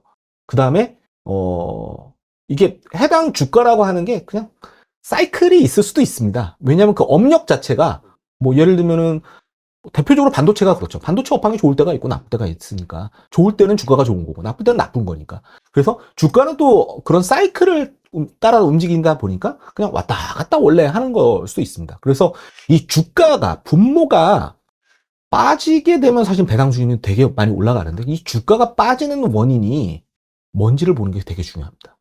그러니까 만약에 배당 수익률이 높아졌을 때, 그러니까 주가 대비해서 주당 배당금은 괜찮은 거니까 주가가 빠지더라도 배당금이 든든하다는 얘기는 펀더멘탈이 괜찮은 걸로 해석할 수는 분명히 있거든요. 근데 조심해야 되는 거는 주당 배당금은 뭐 그냥 그런데 주당 배당금은 오히려 줄기도 하는데 주가가 그것보다 더 많이 빠지면 배당 수익률은 올라갑니다. 근데 이때 가장 조심해야 되는 게 주가가 빠지는 요인이 제가 아까 말씀드린 삼성전자처럼 뭐 반도체 경기는 좋다가도 나쁘고 뭐 이렇게 그냥 단순하게 그냥 사이클에서 왔다 갔다 하는 거면 괜찮습니다.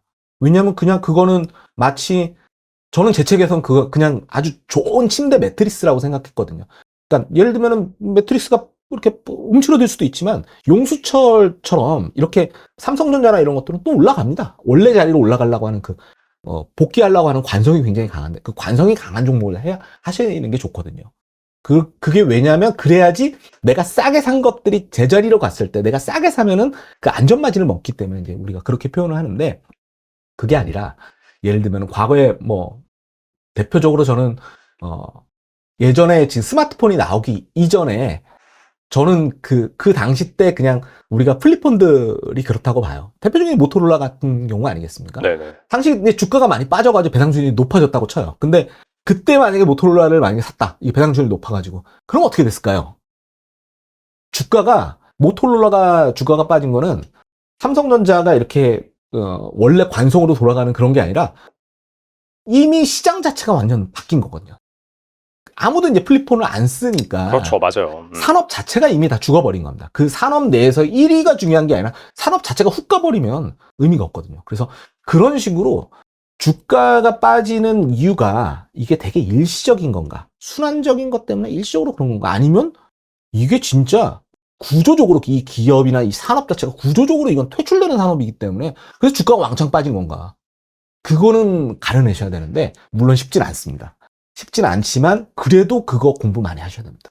이게 이미 끝나는 없어지는 산업들 같은 경우는 왜냐하면 기존에 벌어놨던 것들이 많고 그리고 또 심지어는 오너가 지분이 높다라고 하면 그 배당을 통해서 나의 오너의 또 어떻게 보면 이득을 얻을 수도 있기 때문에 배당을 많이 하는 경우들도 있거든요. 근데 그런 것들은 영원히 주가가 많이 빠져가지고 배당만 많이 나온다고 해도 주가가 계속 빠지면 사실은 이 배당 수익이라는 안전마진을 초과하는 주가 하락이 나타나게 되면 아무 소용이 없거든요. 그래서 사실은 이게 주가가 빠지는 원인을 한 번은 곰곰하게 생각은 하셔야 된다. 이렇게도 또 말씀드릴 수 있을 것 같습니다. 그리고 우리가 배당 투자를 해야 할 기업인지 쉽게 판단할 수 있는 직접 배당 진단 키트를 만드신 예. 걸로 알고 있는데, 진단 키트라고 하니까 예. 있어 보이네요. 꼭 알아야 할 몇 가지만 말씀해 주세요. 네. 이게 제가 진단 키트라고 제가 배당책을 썼었던 당시가 이 코로나 팬데믹이었거든요. 그래서 우리가 네네. 그 코로나 진단 키트 많이 쓰였잖아요. 그래서 거기에 착안해서 제가 네네. 진단 키트라고 당시 때 요인을 제가 5가지 요인을 가지고서 했었는데 제가 그걸 좀 업그레이드를 좀 했습니다. 그래서 한 가지 더 넣어가지고 이제 네네. 했고요. 기본적인 철학은 제가 생각했을 때는 오늘 이따가도 또 뭐 제가 소개를 좀 드리겠지만 미국은 이제 이 디비던 애리스토크렛 배당 귀족이라고 하는 인덱스가 있습니다.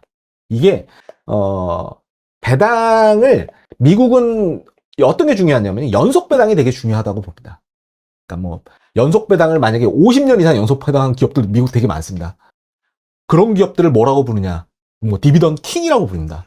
배당의 왕이다. 계급으로 보면 왕 바로 밑에 있는 게 귀족이지 않습니까? 그렇죠. 그러니까 여기서 디비던 제가 애리스토크렛은 귀족이거든요. 그러니까 왕보다는 못하지만 왕이 50년 연속 배당 성장하는 애거든요. 네네. 근데 25년 연속 그거 왕보다 한 적은 게 이제 애리스토크렛인데 배당 정책의 연속성을 되게 강조하는 겁니다.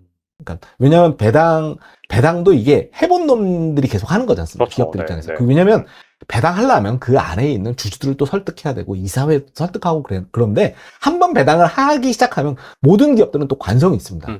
그러면 계속 가는 거거든요. 그래서 그런 기업들만 집약을 시킨 게 이제 이 배당 귀족 지수고, 이 배당 귀족 지수는 지금 말씀드린 대로 배당 정책의 연속성, 지속성을 굉장히 중시한다라고 하는 거기 때문에 우리나라 배당 중에서도 저는 연속 배당, 그러니까 배당을 계속해서 현금 배당을 계속 몇 년 동안 하는지, 끊기지 않고 하는지, 그게 굉장히 중요한 것 같고요. 그 다음에 그거 플러스 현금 배당이 조금이라도 성장이 되는, 어떻게 보면 그대로든지 아니면 그거에서 조금이라도 성장하려고 하는 노력이 있으면 그것도 또 가점을 줘야 된다고 생각이 돼서 그 부분도 좀 저는 되게 중요하게 여기고 있고요. 그리고 아까 제가 이제 배당 수익률을 말씀드렸잖아요. 네네. 배당 수익률을 말씀드릴 때 물론 배당 수익률이 난점이 있다. 이 주가가 많이 빠지기 때문에 배당 수익률이 올라가는 그런 어떻게 보면 착시 현상이 있다라는 말씀을 드렸지만 이거는 한 해 두 해를 볼 땐 그렇지만 그걸 한 5년간의 평균으로 봤을 때는 그래도 배당 수익률이 높은 것들은 배당금을 높였을 가능성이 있는 거죠. 그리고 배당 가치보다는 주가가 아직은 저평가되어 있다라고 우리가 볼 수 있는 부분이기 때문에 지난 5년간의 배당 수익률을 한번 봤습니다. 저는 좀 길게 보자는 거죠. 네네. 단기적으로만 보지 말고 그리고 5년간뿐만 아니라 그 배당 수익률 자체가 좀 높냐를 가지고서도 좀 봤습니다. 그리고 배당 여력이 많냐? 배당 여력이라고 하는 건 이익잉여금이 많아야 되거든요. 자본 총계에서 이익잉여금 네네. 이미 쌓아놓은 어떻게 보면 잉여금이 많아야지 또 그게 되기 때문에 그 부분 보는 거. 그 다음에 이제 저는 ROA, 뭐 ROE나 ROA나 뭐 제가 봤을 땐 비슷할 것 같은데 총자산 이익률이고 총자산 대비해서 얼마나 이익을 많이 버는지 그런 6가지를 좀 제시를 드렸으니까 혹시나 배당 주식을 만약에 찾으실 때는 적어도 이 6가지들 중에서 제가 봐서 한 3가지 정도는 의미 있다, 괜찮다라고 하는 거 한번 꼭 확인해 보시고 내가 만약에 어떤 종목을 투자하려고 할 때 그래도 배당 진단 키트의 한 절반 정도는 좀 충족을 시켜주면 좋겠다라고 생각하시고 투자하셔도 좋으실 것 같습니다. 사실 제 책에서는 이거 되게 자세하게 좀 언급을 됐는데 지금 이거를 하나씩만 설명하는 것만 해도 시간이 너무 많이 걸릴 것 같아서 한 요 정도만 한번 정리를 드리겠고요. 한번 요 부분은 그래도 알고 계시는 거랑 내가 투자하려고 하는 종목이 지금 이거 연속 배당을 지금 몇 년 하고 있는 기업이고 평균적으로 지난 5년간 배당 수익률 한 얼마 정도 나오는 기업이고 지금 뭐 내년도 지금 예상되는 배당 수익률 얼마 정도 될 것 같고 요 정도 아시고 하는 거랑 전혀 모르고 하시는 거랑 저는 하는 거 땅차라고 생각이 그렇죠. 돼서 꼭 한번 이렇게 손으로 이렇게 한번 음. 이 네이버 금융 찾아보시면 다 나오거든요. 네네네. 조금만 요거 물론 이제 5년 평균 이런 거는 그 계산기 가지고 한번 하셔야 되는 고수고름이 있지만 한번 해보시길 좀 권해드립니다.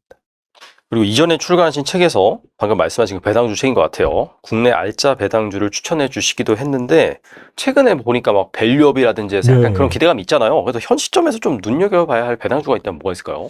예, 최근 사실 제가 가장 최근에 나온 책에서 지금 언급했던 종목이 저는 이제 우리금융지주, 우리금융지주. 예, 우리금융지주를 좀 언급을 드렸습니다. 근데 이제 왜 그러냐면 밸류업과 관련돼서는 당연히 이제 우리나라 은행주들을 보실 필요는 있습니다. 왜냐하면 그 은행업이라고 하는 게 그 안전마진이라고 하는 게 뭐냐면 저는 이제 BIS 자기자본 비율을 예를 들면 얘기를 합니다. 이게 BIS 자기자본 비율은 이런 겁니다. 은행이 가지고 있는 위험자산 대비해서 얼만큼 우리는 자본을 가지고 있느냐. 그 자본의 양이 충분하냐. 그리고 투자자들 입장에서 봤을 때는 은행주를 우리가 안심할 수 있는 거는 얘는 위험자산에 대해서도 충분하게 지금 바로바로 쏴줄 돈들을 가지고 있기 때문에 이제 안전하다고 볼 수 있는 부분이기 때문에 그 부분의 안전마진이라고 또 생각이 되고요. 그리고 저는 항상 이제 그런 의문을 품습니다. 은행에 예금을 하는 게 좋은 건가? 아니면 은행주를 투자해서 이 배당 수익률을 먹는 게 좋은 건가? 이런 고민을 항상 하는데 제가 보니까 지금 우리금융지주에 아마 예금을 하시게 되면 우리은행의 지금 정기예금 금리가 한 3.5% 그럴 겁니다. 근데 우리금융지주의 배당 수익률이 지금 거의 7.4에서 물론 주가에 따라서 조금씩 다르긴 한데 7%한 중반, 7.5 왔다 갔다 하고 있거든요. 그러니까 뭐 그냥 생각하면 정기예금 넣는 것보다 한 2배 정도 배당 수익률을 먹을 수 있으니까 저는 그런 측면이 있다고 생각이 되고요. 그리고 또 이제 작년 기준으로 놓고 보면 이 배당 수익률만 보시지 말고 한번 주주 환원율까지 요거는 자사주 매입이랑 자사주 소각까지 이제 같이 포함해서 보는 개념입니다. 근데 이제 보시게 되면은 자사주 매각도 작년 했었거든요. 그래서 1,000억 정도는 자사주 매입 소각도 실시했기 때문에 만약에 지금 아까 배당 수익률을 뭐 한 7% 중반이라고 말씀드렸는데 그거까지 포함시키게 되면 거의 두 자릿수가 나올 것 같아요. 그러니까 사실은 물론 우리나라 은행주들 중에 두 자릿수 지금 주주 환원율이 나오고 있는 종목들이 있습니다. DGB 금융이라든지 BNK 금융 같은 경우가 얼추 대충 그 정도 나오니까 그렇지만 그런 은행 물론 이제 지금 이제 DGB 금융이 바뀌었죠. 지금 이제 전국 단위 은행으로 이제 바뀌었는데 그렇다 해도 우리금융지주는 그 4대 금융지주 중에 하나니까 물론 최근 들어 우리금융지주가 주가가 지금 말씀드린 것들 때문에 주가가 좋았습니다. 좋았기 때문에 뭐 그렇긴 하지만 제가 봐서는 한번 조금씩 조정을 받거나 그럴 때는 한번 그냥 뭐 제가 드린 말씀 한번 꼭 기억을 해주시면 좋을 것 같습니다. 그냥 정기예금을 할까? 은행주를 살까? 약간 그런 고민을 하실 때 한번 대안으로 한번 생각해 보셔도 좋은 거 아닌가 생각돼서 제 책에서 이제 약간 그런 논리로 한번 언급을 드린 부분들이기 때문에 한번 그런 맥락에서 봐주셔도 좋을 것 같습니다. 연금 계좌를 효율적으로 굴리기 위해서 예적금에 사용하는 풍차 돌리기 이걸 적용하라고 하셨는데 예. 그러면 이 연금 계좌도 이렇게 풍차 돌리기가 적용 가능한 건가요? 예. 약간 이제 우리나라 재테크 옛날부터 이제 좋아하셨던 분들이 많이 언급하셨던 게 이제 내 정기예금 내지는 나의 적금의 만기를 뭐 매월 다르게 해가지고 만기가 돌아오면 다시 다른 또 적금 들고 맞아요. 요런 그걸 이제 풍차 돌리기라고 부르거든요. 근데 물론 이제 월배당 ETF들이 좀 많다 보니 월배당 ETF는 사실은 매월마다 어떻게 보면 배당이 계속 나오는 거니까 그렇죠. 네. 풍차 돌리기가 좀 애매할 수는 있는데요. 근데 또 우리가 ETF들은 월배당만 있는 건 아닙니다. 분기 단위로 배당하고 있는 것들이 원래는 기존에는 사실은 반기 그리고 지금도 보면은 1년에 한 번 하는 ETF들도 있습니다. 그래서 그리고 ETF들은 좀 만기가 조금씩 다른 경우들이 있습니다. 주기가 다른 경우들이 있으니까 제가 생각했을 때는 그리고 여기에는 이제 리츠까지도 같이 좀 말씀드리면 좋을 것 같아요. 리츠도 또 만기들이 다 다르거든요. 그러니까 만기를 마치 정기 적금이나 정기 예금의 만기를 되게 촘촘하게 연간으로 놓는 것처럼 ETF나 리츠 같은 인컴이 나오고 있는 자산들도 그렇게 해가지고 예를 들면 그거는 만기가 돌아오게 되면 배당에 이제 들어오는 거지 않습니까? 이제 배당이 들어오면 그 배당금을 재투자하자는 거죠. 재투자해가지고 그 당시 때 또 훨씬 더 매력적인 것들로 재투자 해가지고 계속 솜사탕, 그 스노우, 우리가 눈사람 만들듯이 계속 불려나가자라고 하는 그런 개념으로 생각해 주시면 좋을 것 같고요. 당연히 여기에는 또 되게 저는 의미가 있는 게 우리가 연금 계좌들 중에서도 우리가 DC형 같은 퇴직연금 같은 경우는 받아보신 분들은 아시겠지만 내 월급이 들어오면은 회사가 지급을 해주거든요. 그러면 그때마다 조금씩 들어오지 않습니까? 그럴 때마다 예를 들면 지금 현재 시점에 굉장히 매력적인 배당 ETF 내지 아니면 리츠 같은 것들을 어떻게 보면 사가지고 걔가 빨리빨리 배당 나올 수 있는 거 위주로 한다든지 그런 식으로 하는 것도 방법이 되실 것 같아가지고 제가 봐서는 우리가 월배당이랑 기본적으로는 분기배당 이런 것들이 나오는 상품들을 투자하는 굉장히 좀 중요한 논거 중에 하나는 물론 대부분은 나중에 내가 퇴직했을 때 그걸로 내 연금 소득을 만들려고 하는 그 목적들도 있으시지만 사실은 이 연금의 굉장히 큰 기능 중에 하나는 과세를 이연시켜 주거든요. 원래는 인컴이나 이자 같은 경우는 우리가 세금을 내야 되는데 지금 당장 안 내도 되고 이게 내가 배당 연금을 받는 시점까지 과세를 굉장히 이연시켜 주기 때문에 이런 식으로 부풀려 나가면 되게 좋습니다. 왜냐하면 여기서 말씀드린 내 연금 계좌에는 배당을 받더라도 배당소득세 안 내거든요. 나중에 연금 받는 시점에 연금소득세를 내는 그런 개념이기 때문에 가능하면 그래서 인컴이 나오는 소득들은 연금 계좌로 하시면 이렇게 좋습니다.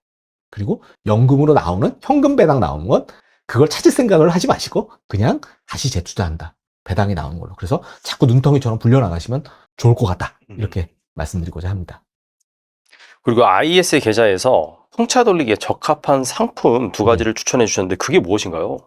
그 사실은 ISA 계좌가 그 몇 가지 하실 수 있는 것들이 그러니까 연금 계좌가 못하는 것들을 하는 기능들이 있습니다.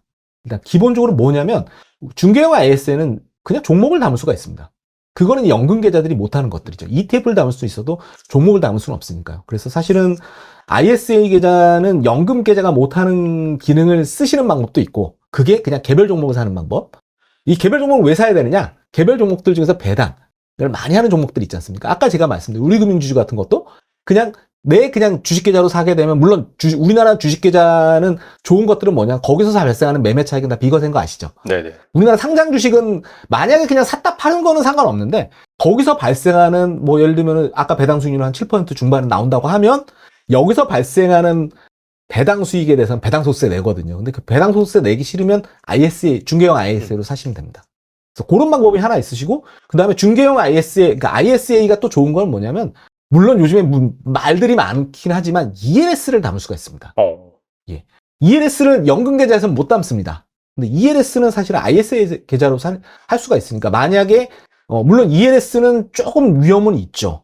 만약에 낙인이 되게 되면은 그냥 원금을 날리기도 하고 그러니까. 근데 잘 찾아보시면은 이것도 되게 거의 뭐 위험이 없는 것들도 있습니다. ELS들 중에서도 없는 것들이 있고 아니면 지금 지수가 충분히 빠졌기 때문에 더 빠질 거 없는 것 같다. 그리고 여기서 왜냐면 대개는 보면 낙인이 뭐 지금 뭐 기준 가격 대비해서 뭐 60% 빠지거나 막 이런 것들이니까 충분히 뭐 여기서 더 빠지지 않을 것 같다라고 하면 ELS를 하시는 방법도 있고요. 그리고 제가 오늘 소개해드린 거는 사실은 그냥 인컴형 ETF들을 조금 가지고 와봤습니다. 그 중에서 뭐, KB스타 글로벌 리얼리티 인컴이라고 하는, 그러니까 이건 사실은 미국에서 되게 유명한, 그 어떻게 보면 리얼리티 인컴이라고 하는 게 월배당. 네. 월배당 그거를 이제 어떻게 보면, 우리나라 연금 계좌나 이런 거에도 살 수 있으니까, 이건 꼭 그러니까 ISA 계좌로만 살 수 있는 건 아닌 거죠. 연금 계좌로 사셔도 되고요.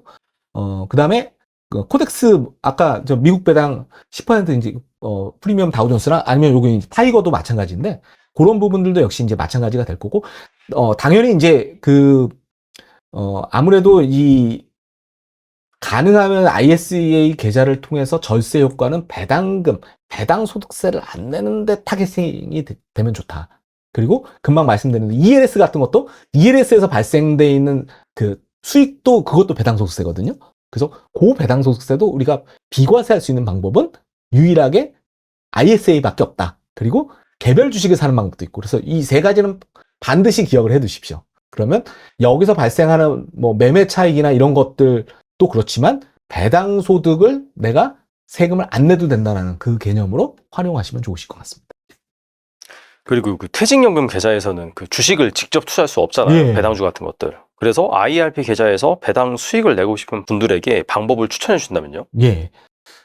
일단은, 기본적으로는 국내 주식형이 들어가면 일단 비과세입니다. 예를 들면은, 그냥 뭐 배당 목적이 아니라 그냥 내가 만약에 매매 차익을 목적으로 한다라고 하면 굳이 연금 계좌로 쓰실 필요는 없다는 거죠. 어차피 비과세니까. 네네. 그리고 근데 연금 계좌에서 만약에 내가 그걸 썼다. 쓰셔도 됩니다.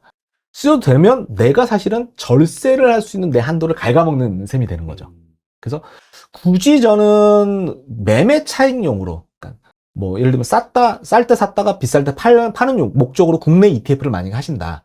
예를 들면 뭐 국내 ETF들 중에서도 뭐 많이 있지 않습니까? 그냥 뭐 코덱스 반도체도 있을 것이고 뭐 그냥 섹터를 그냥 네네. 추종하는 ETF들이 있는데 그런 것들에 대한 매매 차익은 기본적으로 비과세니까 어차피 그냥 일반 위탁 계좌로 하시면 된다는 거죠. 근데 만약에 인컴형 국내 배당을 받는 목적이라고 하면 연금을 활용하셔라. 하지만 그냥 매매 차익이면은 내 연금 계좌의 비과세 한도를 소진시키는 그런 투자는 하지 마셔라. 라고 하는 거 이제 첫 번째 좀 말씀드리니까 그 부분 하나 좀 기억을 해 두시면 좋을 것 같고요. 그러니까 국내 주식형을 만약에 하겠다. 국내 주식형 ETF나 국내 주식형 펀드를 하시겠다라고 하면 철저하게 목적은 배당 수치 목적으로 가야 된다는 거죠. 왜냐하면 나는 배당 소득세 절세를 할 거니까. 그래서 그쪽으로 가시면 좋을 것 같고요. 아니면 지금 국내 연금은 리츠를 넣을 수가 있거든요. 리츠도 넣을 수 있고요. 그 다음에 지금 채권도 넣을 수 있습니다. 그래서 거기서 발생되는 이자 소득세 같은 것들을 절세하는 목적으로 쓰시는 게 대단히 유용하다라고 말씀드릴 수 있을 것 같고요. 그래서 리츠 같은 것도 제가 봐서는 하시면 좋습니다. 이따가 또 좀 자세하게 리츠에 대해서도 말씀드릴 테지만 네. 기본적으로 어쨌든 우리가 절세 계좌는 내가 세금을 아낄 수 있는 계좌니까 아낄 수 있는 것들을 그 효과를 극대화시키는 게 굉장히 중요하다라고 봐주시면 좋을 것 같고요. 그 다음에 이제 끝으로 말씀드릴 수 있는 부분은 가능하면 이제 국내 주식형보다는 저는 해외 주식형이나 해외 채권형 좀 많이 권해드립니다. 왜냐면 기본적으로는 우리가 만약에 해외 주식 직구하시는 분들, 미국 주식 직구하시는 분들 많이 있으시지 않습니까? 근데 그 직구하시는 분들도 아마 ETF들도 아마 하실 겁니다. 많이들 하실 텐데 거기서 발생하는 혹시나 만약에 그 250만 원 넘고 그러면 그 양도세 내야 되거든요. 매월 초 되면 그거 좀 귀찮으실 겁니다. 그래서 만약에 그런 양도세나 이런 것 내기 난 너무 귀찮아 하시는 분들은 요즘에는 그 미국의 ETF들을 어떻게 보면 그대로 복제한 국내 ETF들이 국내 어떻게 보면 운용사들이 만들어 놓은 그런 상품들이 제법 많거든요. 그래서 그것들을 그냥 이용해서 하시는 방법이 있습니다. 거기서 왜냐면 해외 주식형은 기본적으로 매매 차익이 우리나라 국내 주식만 이제 비과세고 해외 주식은 매매 차익이 이제 사실은 양도세를 내야 되니까. 근데 그 소득을 기본적으로는 그 소득이 해외 주식형 펀드들도 만약에 내가 연금 계좌가 아닌 곳에서는 거기서 발생한 차익 같은 경우도 사실은 배당 소득이거든요. 그래서 다 과세하는데 그 세금을 내기 싫다라고 하면 연금 계좌로 매매하시면 되거든요. 그러면 그것도 내가 연금 받는 시점까지 이연시킬 수 있다. 라고 하는 것들이니까 가능하면 국내 주식형을 할 거면 배당형으로 하시든지 아니면 국내 채권형으로 하시는 것도 좋고 그 다음에 해외는 가능하면 해외 주식형이나 해외 채권형 같은 것들을 하게 되면 이것도 배당 소득을 과세 이연시키는 효과가 있으니까 괜찮다. 이렇게 정리드릴 수 있을 것 같습니다. 그리고 노후에 행복한 생활을 하기 위해서 월 한 400만 원 정도의 예. 현금 흐름이 필요하다라고 하는데 이 배당금만으로 이 현금 흐름을 만들기 위해서는 어떻게 포트폴리오를 짜면 좋을까요? 일단은 제가 생각했을 때 저는 이제 두 가지를 좀 이건 어떻게 보면 꼭 노후뿐만 아니라 나의 자산 배분을 어떻게 앞으로 하는 게 좋으냐에 대한 어떻게 보면 큰 전 개념인 것 같아서 꼭 기억을 해두시면 좋으실 것 같습니다. 저는 그냥 가장 이상적인 거는 저는 333을 이야기 드립니다. 333을 많이들 얘기해요. 그리고 전통적으로 보면은 전통적인 뭐 가치 투자 벤저민 그레이엄 같은 경우는 그 5대5 룰을 많이 얘기를 해요. 주식과 채권을 반반을 하고 그걸 정률로 예를 들면 한쪽 자산이 만약에 가치가 많이 올라가게 되면 이게 가만히 나는 처음에는 5대5로 했지만 뭐 채권 가치가 많이 올라가게 되면 뭐 예를 들면 이게 뒤틀리겠죠. 그러면 채권을 사고 주식을 살아서 다시 5대5로 마치라는 거거든요. 이렇게 정률 배분을 하는 게 굉장히 좀 중요한 것 같고요. 근데 여기에다가 제가 봐서는 하나 더 넣는 건 전 부동산입니다. 부동산은 그냥 리츠라고 생각해 주시면 될 것 같아요. 어차피 우리가 내 연금 계좌로 만약 구현시킬 수 있는 건 리츠라든지 아니면 리츠를 추종하는 ETF들이 될 테니까요. 그러면 주식 3, 채권 3, 부동산 관련돼 있는 상품 3 이렇게 해서 333으로 가져가시되 정률법으로 해라. 아까 그레이엄처럼 한 달에 한 번 정도로 한번 이 비율을 한번 보시는 거죠. 만약에 주식이 올라갔어요. 그래서 원래는 333으로 시작됐는데 그러니까 33%로 웨이트를 줬는데 네네. 주가가 올라가면 웨이트가 더 올라가는 거니까 다른 자산에 비해서 그러면 주식을 조금씩 팔고 만약에 떨어져 있는 것들을 사는 거죠. 그러니까 기본적으로는 이런 원칙을 가지고서 하시게 되면은 길게 봤을 때는 괜찮으실 것 같다. 이렇게 말씀드리고요. 그 다음에 또 하나 말씀드리고 싶은 거는 통화분산입니다. 통화분산. 기본적으로는 제가 생각하는 우리의 포트폴리오, 우리가 앞으로 미래를 만들 때 내 포트폴리오에 가장 저는 중요한 게 뭐냐면 내 포트폴리오가 세상의 변화를 어느 정도는 따라가야 됩니다. 그러니까 세상이 예를 들면 뭐 AI 시대로 바뀌고 그러는데 내 포트폴리오에는 AI 주식 하나 없다. 그럼 뭔가 이상한 거죠. 잘못된 거죠. 그래서 저는 기본적으로는 그거를 그냥 종목을 찾거나 그러는 건 너무 힘드니 그걸 어떤 식으로 하냐. 통화분산으로 한번 해보자. 그러니까 예를 들면 지금 미국이 전 세계에서 미국의 경제가 차지하는 비중이 23% 정도 되거든요. 그러면 그냥 쉽게 생각하면 나의 포트폴리오, 나의 자산을 그냥 이 세상의 변화에 그냥 맞춰 놓는다고 보면 엄밀하게 보면요. 미국이 전 세계에서 23% 차지하면 내 자산의 23%는 미국에 맡겨야 되는 거잖아요. 근데 잘 생각해 봅시다. 여러분들 아마 전체 자산에 미국이 차지하는 비중 아마 5%도 안 되실 겁니다. 그래서 이러지 말라고 노력을 좀 해야 된다는 거죠. 그걸 어떻게 해야 되냐. 제가 봐서 통화분산으로 해야 된다. 그러니까 예를 들면 내가 지금 너무 원화 자산에만 하면 다들 많이 가지고 계실 거예요. 그러면 그래도 내가 가능하면은 미국 경제의 노출도를 어느 정도 높여야 된다는 생각은 암묵적으로라도 하셔야 된다는 거죠. 심지어는 미국 주식시장이 전 세계 주식시장에 차지하는 비중은 미국 경제가 차지하는 비중이 23%밖에 안 되지만 미국 주식시장이 전 세계 주식시장 차지하는 비율은 거의 절반이거든요. 48%거든요. 근데 우리는 순전히 한국 주식만 그냥 샀다 팔았다 하는 거 아니겠습니까?